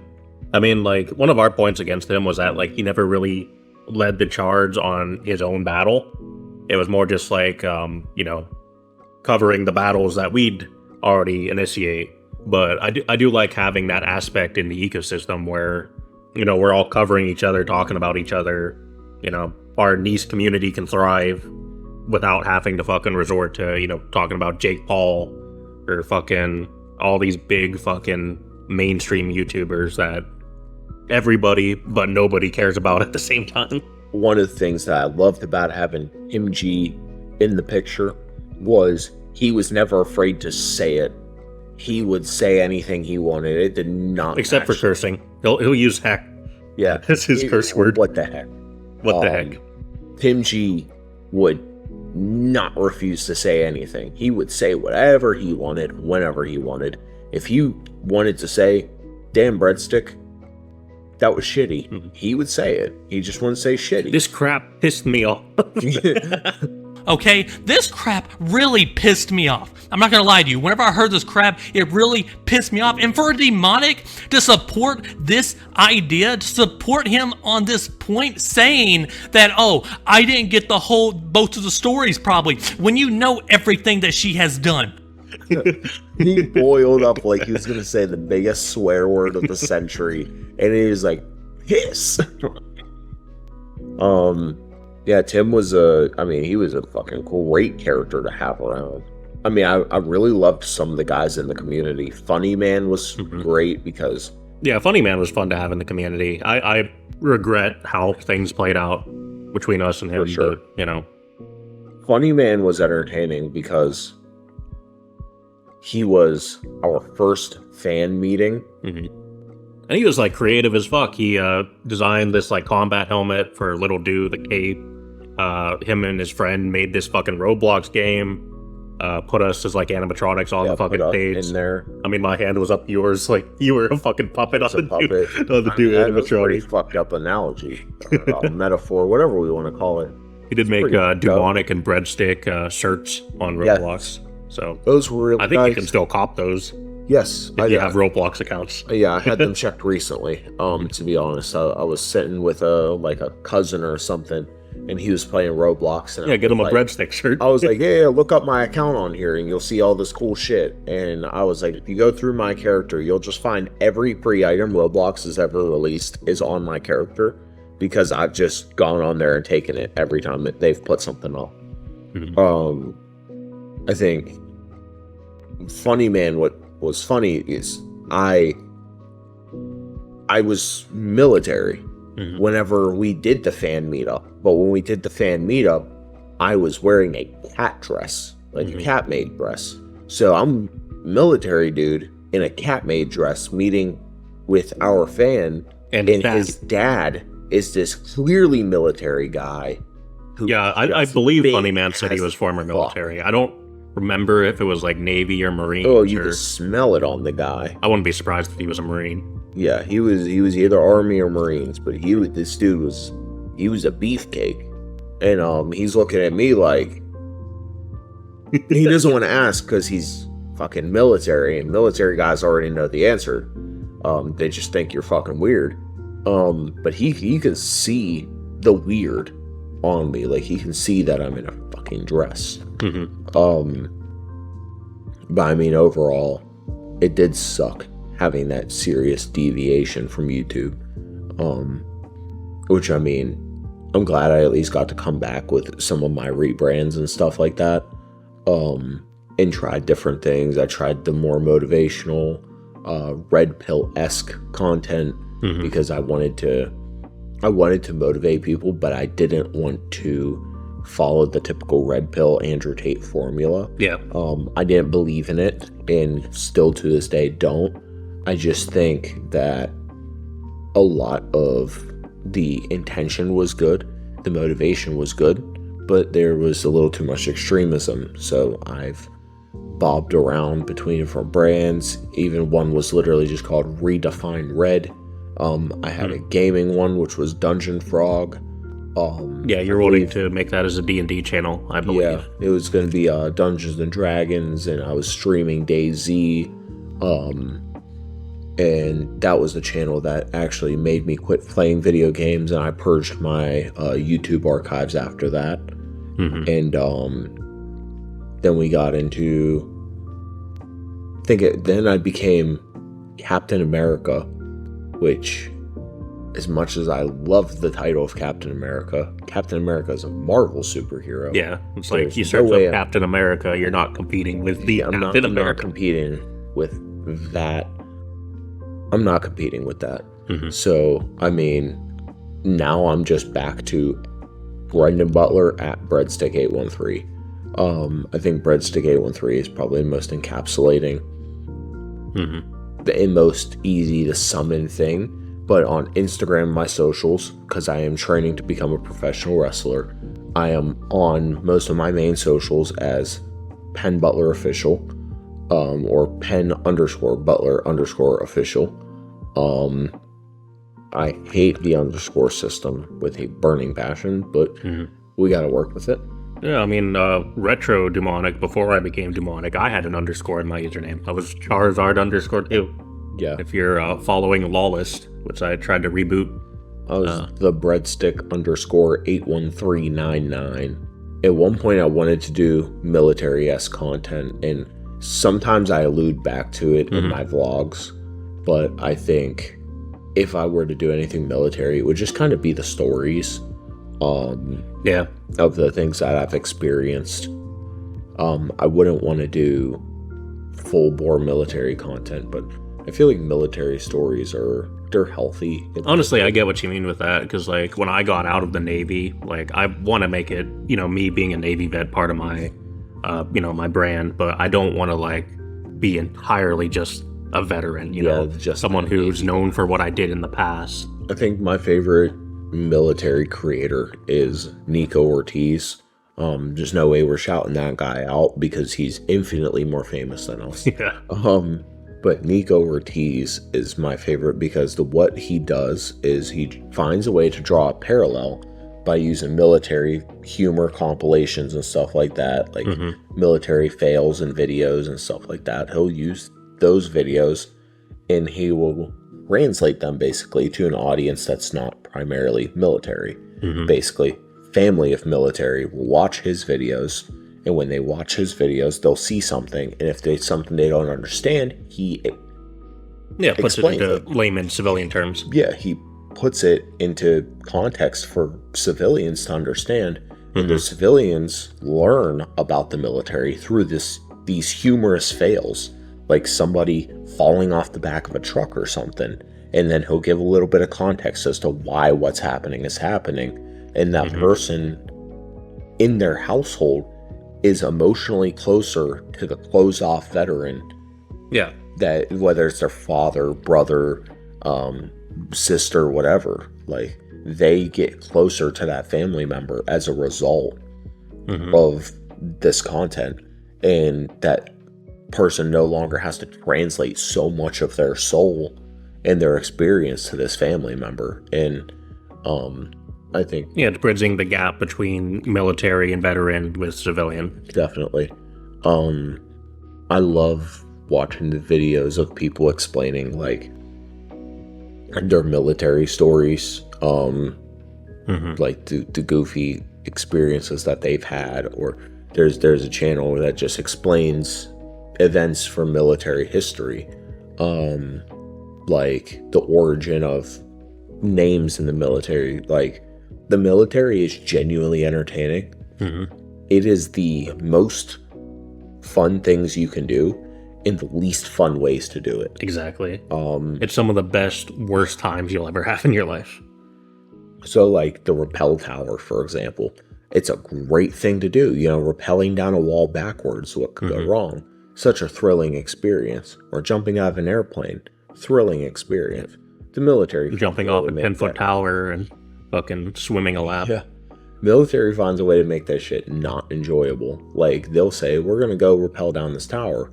Oh, it's also negative 10 degrees outside in Georgia, and it's damp as fuck out. Or, if there are kids watching, you might want to skip about 30 seconds.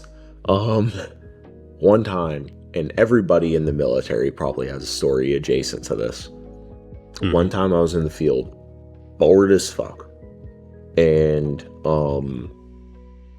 there's porta potties everywhere. And when you're bored and your whole system is full of this, I'm gonna get my ass kicked for that one. You're bored, your system's full of MREs, you're raining your ass off every day, you're tired, like, your testosterone's pretty fucking up there. So, sometimes you gotta let the valve open. The only place private enough for that is your porta potties. Most Army members have a story, or at least a memory. They probably don't want to tell the story of it. They have a memory of them opening up the floodgate in a porta potty. I mean, the military is the goofiest and most insane fucking place that you could possibly go. And I think somebody like Nico Ortiz having a platform to bridge that mental gap between civilians and veterans, I mean, that's like God's work right there. I'll tell you a story I have. When I was in the Navy, one of our visits was to Eastport, Maine. they were parading the Farragut as like a representation of the Navy. Like our ship was, you know, like the fucking event of that port. The day we arrived, my fucking duty section, we were on duty. So like everyone that had been underway, they were allowed to go into port. Us, we were stuck on the fucking ship. Like we're standing watch. Everyone comes back, everyone's fucking hammered, drinking. They're puking in the head, which the head is fucking Navy slang for the toilet. So the following morning, like, the fucking duty section leaders are complaining about the heads looking like shit. And then our fucking duty section gets punished for it and has to fucking clean those fucking heads until we get released. But like the guys who are out on fucking liberty, they were the one puking in the heads because they were fucking drunk. But like, we're cleaning up after someone else's fucking puke, and that's just how the fucking Navy is. I got a company of... Well, I didn't get the company fucked up. I got the platoon fucked up. I got a platoon of... It's very collective punishment. I got a platoon of 50 people fucked up because there was a sign on the door that said, "Do not use the bathroom in here." But we weren't allowed to go upstairs to use our own bathrooms, so I ran into the classrooms and used the bathroom. I came out, and just as I step out the door, the drill sergeant steps out of the adjacent door. Second he fucking sees me, he said, "What were you doing in there, Butler?" In front of everybody, there's hundreds of people looking at me. And I'm like, "Drill sergeant, I was using the bathroom." He looks at the sign, he's like, "You shouldn't be using that bathroom." And as calmly as possible, he says, "You know what? I understand. You had to use the bathroom." Horse platoon. Say thank you to Private Butler here. You guys get to clean every bathroom in that building. He's giving you the credit, so everyone fucking resents you for that. They had to clean every bathroom in that building. They were so pissed they would not let me help. Very fucked up experience. I genuinely thought I was going to get the shit kicked out of me for that one. Luckily, I did not. Yeah, they put you through all the bullshit and fucking boot camp basic training. Yeah, it's funny the first time, especially if you're like me and didn't take yourself very seriously leading up to it. Because then you get there and you have to be the adult in a room, and that's so difficult to do when you've never treated yourself like an adult. So my second time showing up and being the adult in the room, knowing 90% of our curriculum just freaking destroyed me. It made my life hell, because anytime I tell somebody what to do, they want to do their own thing because they think they know better. Every single time, they were wrong. Yep, and everyone gets fucked up over. And everybody gets fucked up, and I'm like, if you guys just listen to me, we'd be cool. They don't want to listen to me because they don't want to believe it. When I was in boot camp, we had RDCs, like that's the Navy equivalent of your drill sergeants. We had one RDC who really liked putting us in parade dress. Like that was his form of punishment. He'd just fucking line us all up, have us stand at parade dress for fucking hours and hours and hours. No talking, just fucking standing there in that fucking position. And it's fucking unbearable after a while. Like, I deadass remember there was a night where, like, he's just fucking sitting in the center, pulling out his phone and playing a fucking mobile game. Or I'm just fucking standing there all like, what the fuck?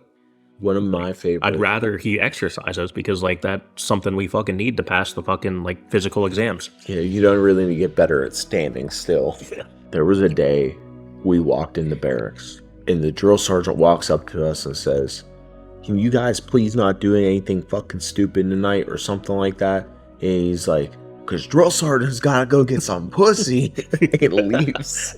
There's another day where it's the ice cream trap, by the way. Every basic training cycle gets an ice cream trap, and they get a contraband bust. 2 canon events, they have to happen. Your ice cream trap is when, in the dining hall, they will offer ice cream. Yeah, same thing in the Navy. Like, if you're going into the military, do not touch the dessert. But I'll tell you this. You don't be the first to touch it. You will get to enjoy it. You just can't be the first. This is real free chicken advice here, by the way. You have to let somebody else go for it first, because somebody's going to do it. They're going to come over with the bowl, and they're going to be like, who at this table wants ice cream? It's going to be a nice bowl of ice cream. And the first person who You fold, cannot be the first guy who folds. because that person is the scapegoat. Somebody at that table is going to fold. The second their spoon hits that ice cream, you grab your spoon and you lunge across that table and you grab as much as you fucking can, buddy. Because they're not going to remember the second guy. They're going to remember the first guy. And the second, his name was Cooper. The second Cooper's fucking spoon touched that ice cream, all bets were off. Everybody jumped across that table and started swiping. So you all just had like one shared bowl of ice cream. It was like a little baby bowl. Like they walked up and That's really funny. They tried to offer it to every single person, and Cooper was the guy who folded. The second Cooper's spoon touched that bowl, everybody jumped across that table. Yeah, in our boot camp, like they had those little freezers of like ice cream cups. Like we had individual. This was soft serve.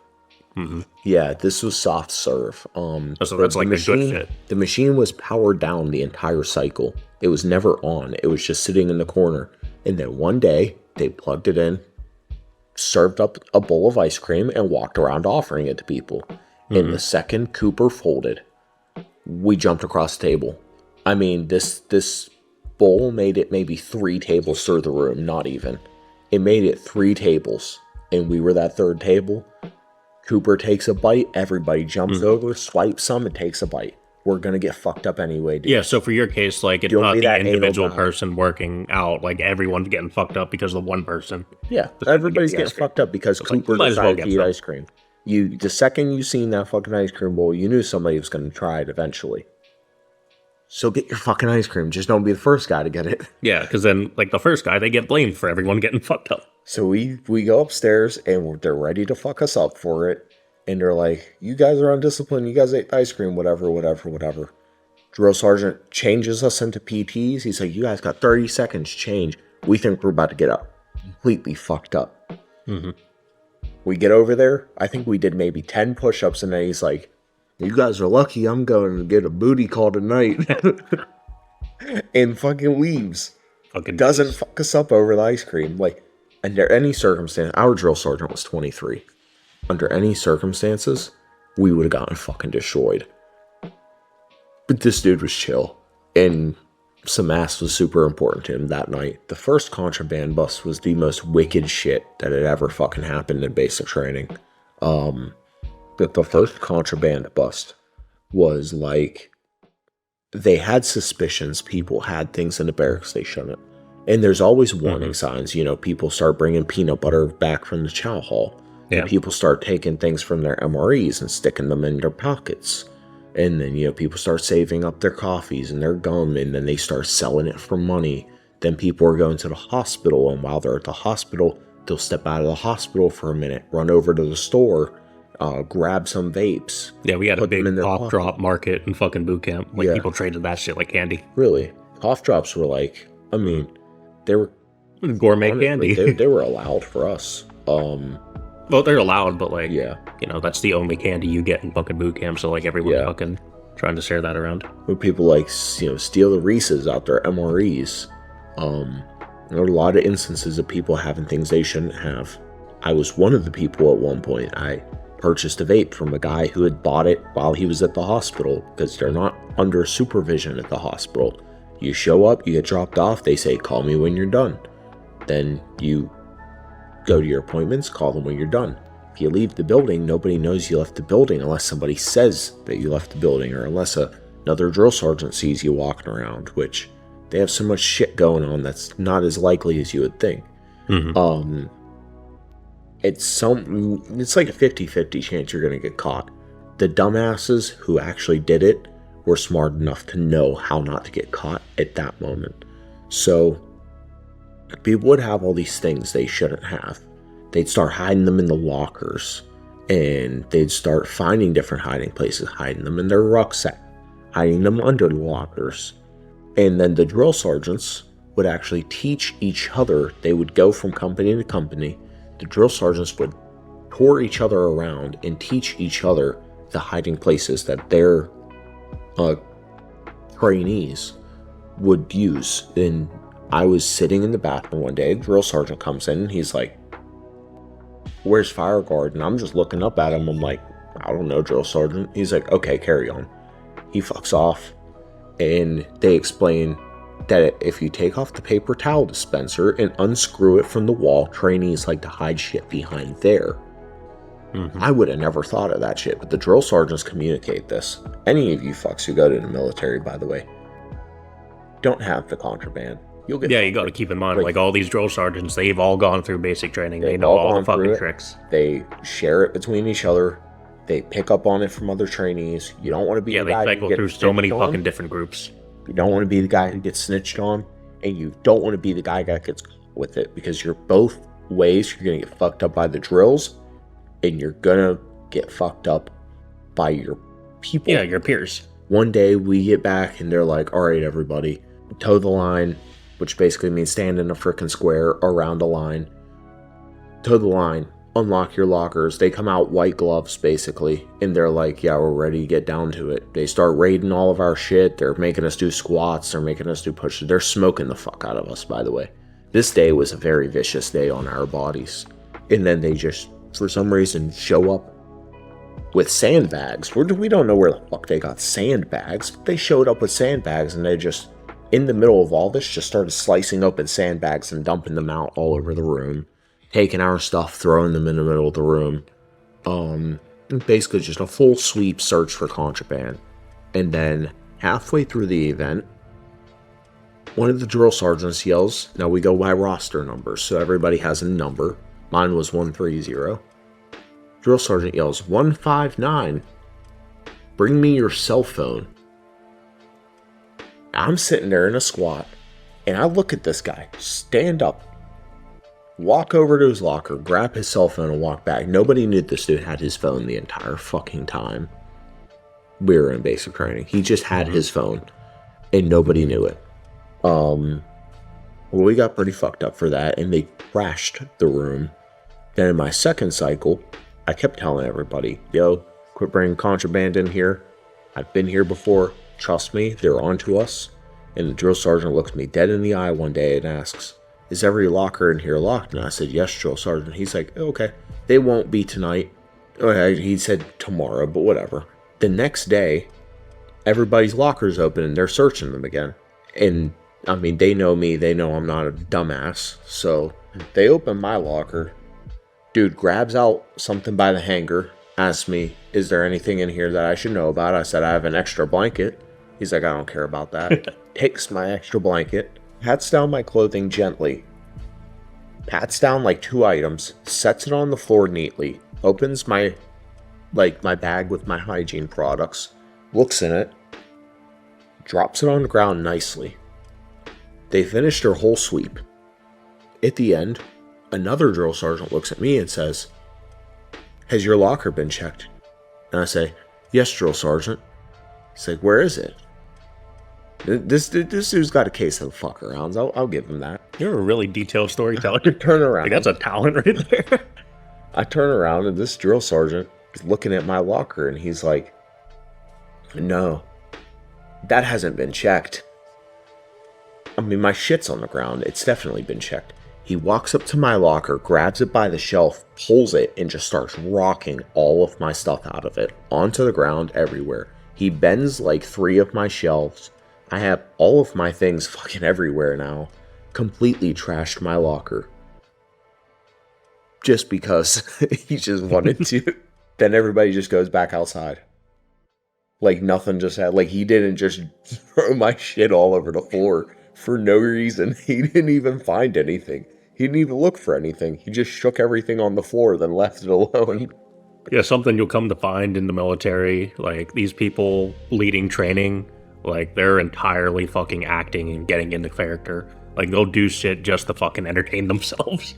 And the military is like very big on accountability. Like if you expect to go into training, even if you're like an absolute fucking saint who takes instructions really fucking well, does everything perfectly, if you turn a blind eye to what other people are doing, you're still gonna get fucked up. You're gonna get completely fucking destroyed. Like, you know, even something as simple as like everyone making their beds, like you want to go around fucking checking every single fucking bunk, making sure everything is fucking squared away. Like they're big on fucking attention to detail. Yeah, I was the guy who at the end of every night in my second cycle, or at the beginning of every day, I had to go to every bed, in every set of shoes, in every locker, make sure it was locked, make sure the shoes were online, make sure the beds were made.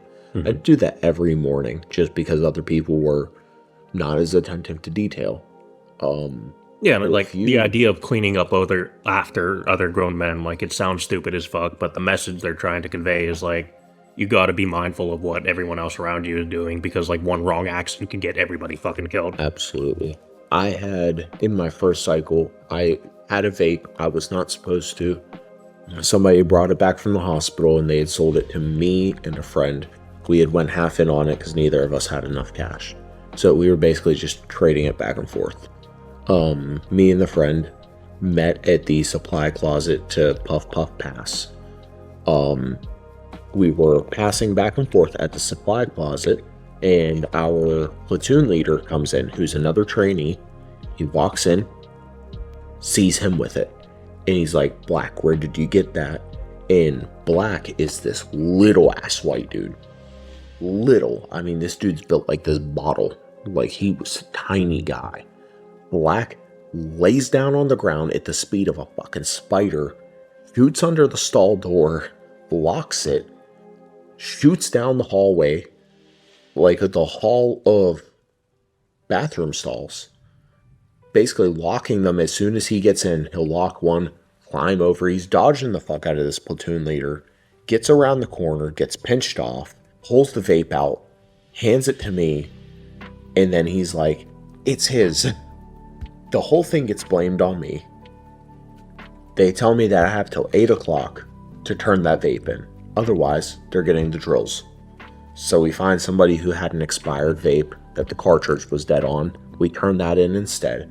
But they had every platoon's leader in that room basically ready to fuck me up over this. They turn in the dead vape cartridge. Our vape dies 2 days later. They turn in the dead vape cartridge. The drill sergeant takes note that it was me who had it. It doesn't say anything. Me and Black, the guy who had the vape, we get into a fight over this vape. He had somebody digging in my pockets in my sleep, trying to find it. We get into a little scrap over it. We slapboxed because we don't want to leave serious marks on each other. Yeah. I, in fact, left serious marks on him. But Black gets sent home for unrelated reasons. Sacrifices a salamander in the process of getting sent home. Sacrifices a salamander? Yeah, like, you know, the little lizard dudes. He took one, set it on a rock, grabbed another rock, and it's crazy. Murdered it. Fucking borderline psychopath. He said he was sacrificing it to his god so he can go home, and he went home. So I think the sacrifice may have worked, and like schizophrenia to me. I wonder if there's a VA claim for that one. Very schizophrenic. The dude had also had a history of sexual harassing me, so whenever I had an opportunity to fuck him up, I took that opportunity to fuck him up.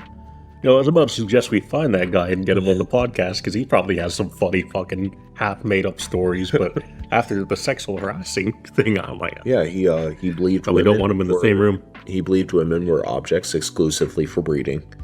He's a very interesting guy. I enjoyed hitting him in the face as hard as I can. He goes home, and the drill sergeant... I asked him to go to the bathroom one day, and the drill sergeant's like, yeah, no problem. Just don't be up there hitting vapes. Mm-hmm. And I turn around and I said, Drill Sergeant, that vape wasn't mine. It was Black's. And I turned it back on him. And he was like, you're telling me I belong to Black? I said, I just took the fall so he would go home faster. Fair enough. And he's like, I don't blame you. Yeah, vaping is contraband in the Navy as well. Not even just training, but like, you can't have it on the ships, even though like 75% of people, they sneak vapes on the ships, but apparently it's like a fire hazard or something like that. Something in it, like, is able to explode, so they don't want to fucking deal with that at all. You leaving the Navy was so interesting because obviously I helped you through that whole process of like making sure your command didn't fuck you out of your benefits. But like kind of being audience to that was just a reminder of how shitty the military can be. But also, especially on the way out, because like once they know you're no longer fucking a part of the fucking group, like they're gonna make it hard on you before you get out. Yes, it's not gonna be smooth sailing. So then sending you out, like it was very interesting for me to be the person who received you on the civilian side, because like I didn't know what the fuck to expect at all. I hadn't seen you in years, so I was like, well, fuck, on my way to pick the homie up from the airport. I recorded a full vlog for it, actually, and I just probably still have Yeah, the way we reconnected, that was pretty soon after I think it was after I got out of training. You left a comment on one of my Instagram posts, and then we started talking through that. Oh yeah, it was because you were congratulating me for enlisting. Yeah, it was very interesting to see one of the homies also having joined the military, starting to get some accolades and stuff like that. Something I really didn't get the opportunity to do, but like getting to pick you up from the airport in the way I was like, it felt like the beginning of a fucking GTA game. I'm like, dude, we got the whole world ahead of us. Meanwhile, I had like $40 in my bank account. Like, the whole world was like as far as my gas tank could get us. I think the first thing we did was go to Twin Peaks. Oh yeah, we went to the Twin Peaks restaurant. Yeah. It's like a Hooters-like restaurant. Yeah, I took a... Waitresses are very scantily dressed. They come up to the tables and fucking, flirt with you. Yeah. Get you immersed in the experience. I had some pretty interesting experiences with XSpence there that I would really, really we gotta love to have him on the podcast. Get him to talk about that on camera. I mean, just welcoming you to Pittsburgh and seeing your face the first time you went through that tunnel and got to see the view of the city and to take you to like North Shore and stuff like that. Like, yeah, I mean, there are parts of Pittsburgh where it's like any other city where it's a fucking shithole, but there are parts of the city that are genuinely beautiful to look at night. Yeah, I think my favorite city was Houston for me, but my favorite city romantically was Chicago. I went on a date for like basically an 11-day stretch with a girl that I had met in the military. Ended up being the abusive girlfriend that caused me to quit playing video games and completely burn down my YouTube archives. Whenever her and I had met in the military, we had both gone home. We had went on like an 11-day stretch in Chicago. Oh, maybe it was about 7. I think 11 days we did here in Pittsburgh, but we went on like a 7-day stretch in Chicago, and it was probably the nicest place I've ever had go romantically, because there's food everywhere. It's always something to look at, always something to do. There's shopping malls everywhere. It was Christmas time, so the weather was just amazing. I mean, it was a very great time. Yeah, Chicago is a city I wish I would have seen more of, because I actually went there because Great Lakes, Illinois, that's where Navy boot camp is, and then that's where my A school was. So I spent a good chunk of time in Illinois. The first place I went to actually after getting out of boot camp was a Cheesecake Factory.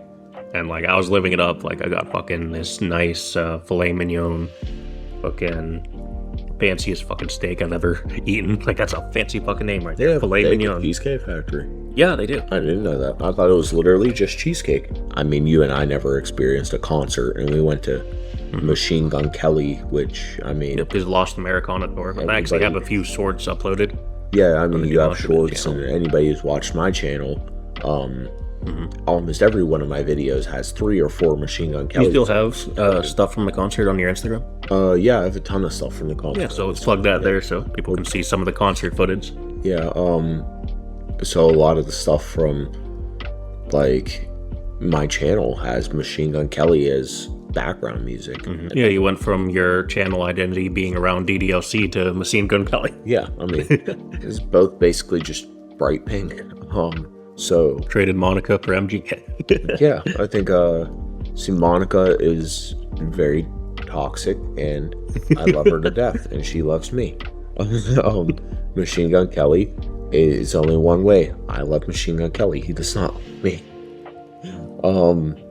But I mean, that concert was fucking amazing. It was a great time. I wish I would have recorded a vlog for it. Near the end of the concert, we came across this discarded fucking balloon.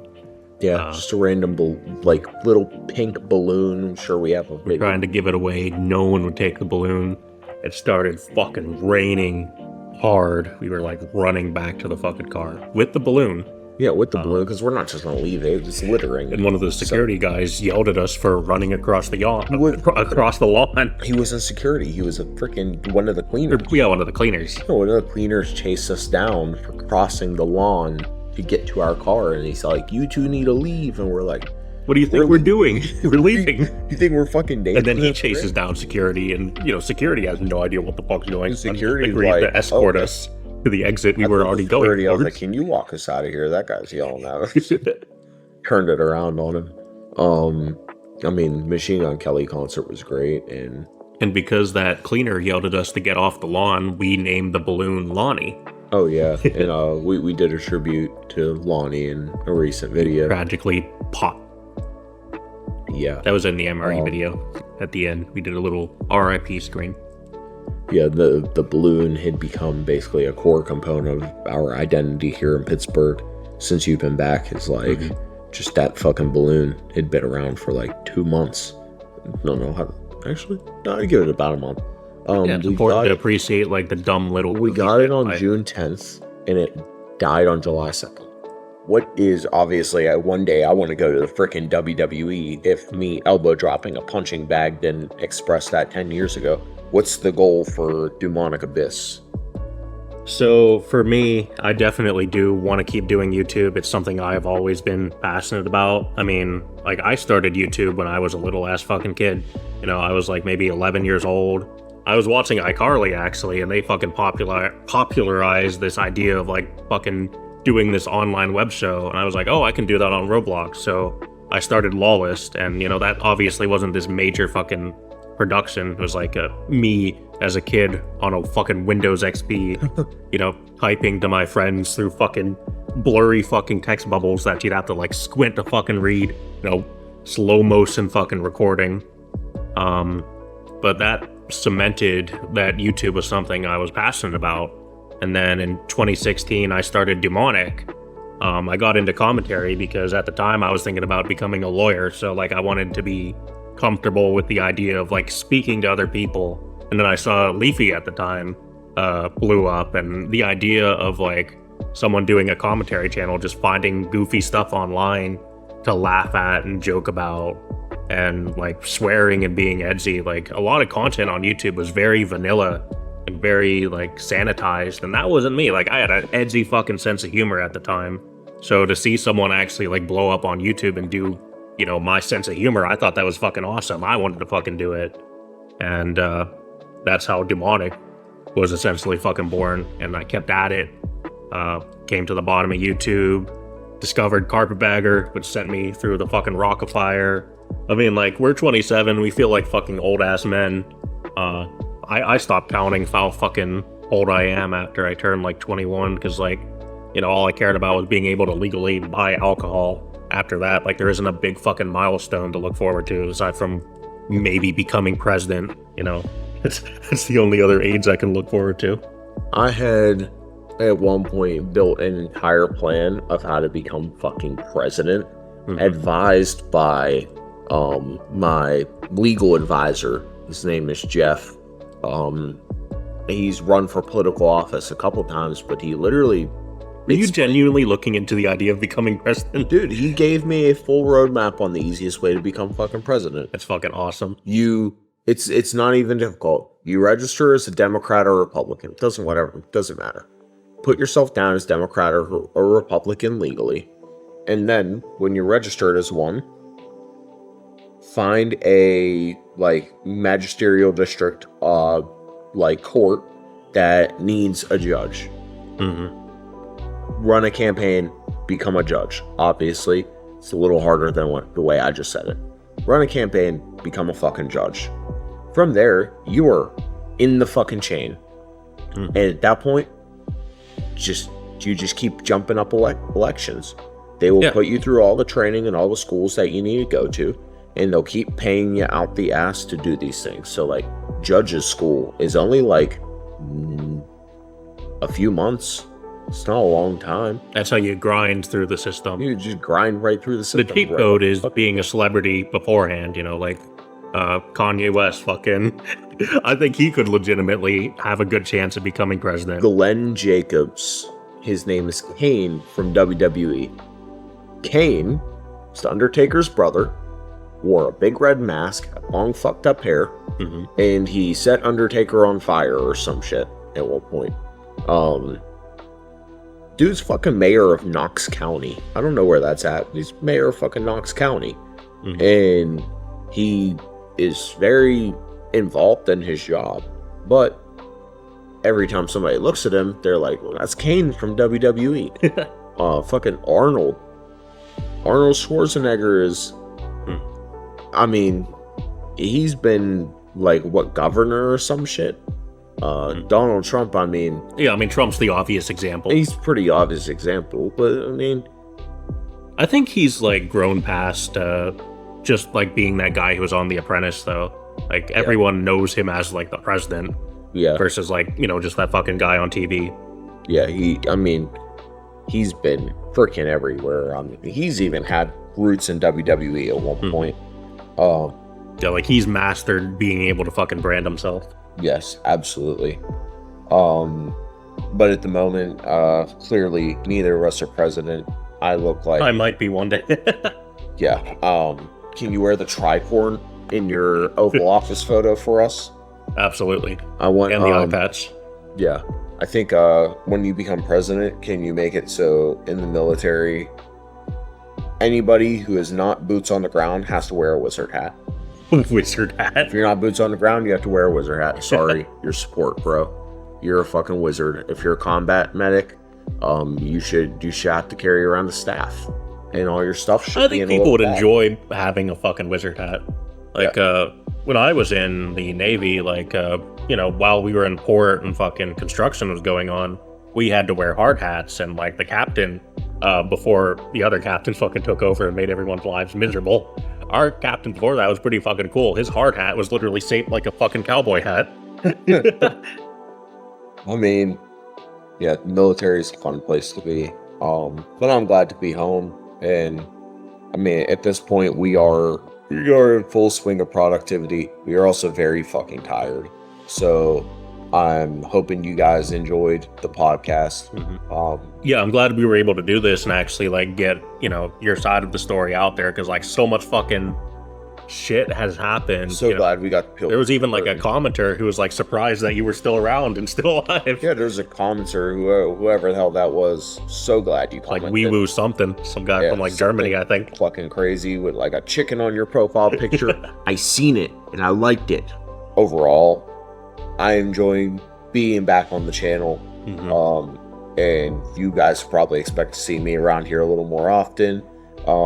If you see these biceps get any smaller, let me know so I can make sure you guys are keeping me accountable. Yeah, and, like, you're not going to be the same wild card persona you were before, because, like, you're pursuing wrestling, you know, you don't want to have to be a little more drag the old breadstick into... Yeah, I can't be too wicked. It's unfortunate. I would love to be goofball, but gotta do what I gotta do. So, yeah, entertainment evolves. Entertainment, in fact, does evolve. We had to keep it a little bit PG here, but well, PG to an extent. You know, we're still talking about fucking jerking off at porta potties, cursing. We absolutely did talk about jerking off in a porta potty. You are obligated to like this video if you've ever jerked off in a porta potty, or even if you haven't, you're still obligated to like it. If you're still watching this, you're obligated to like it. Yeah, part of the military experience is jerking off in a dirty fucking bathroom. Absolutely.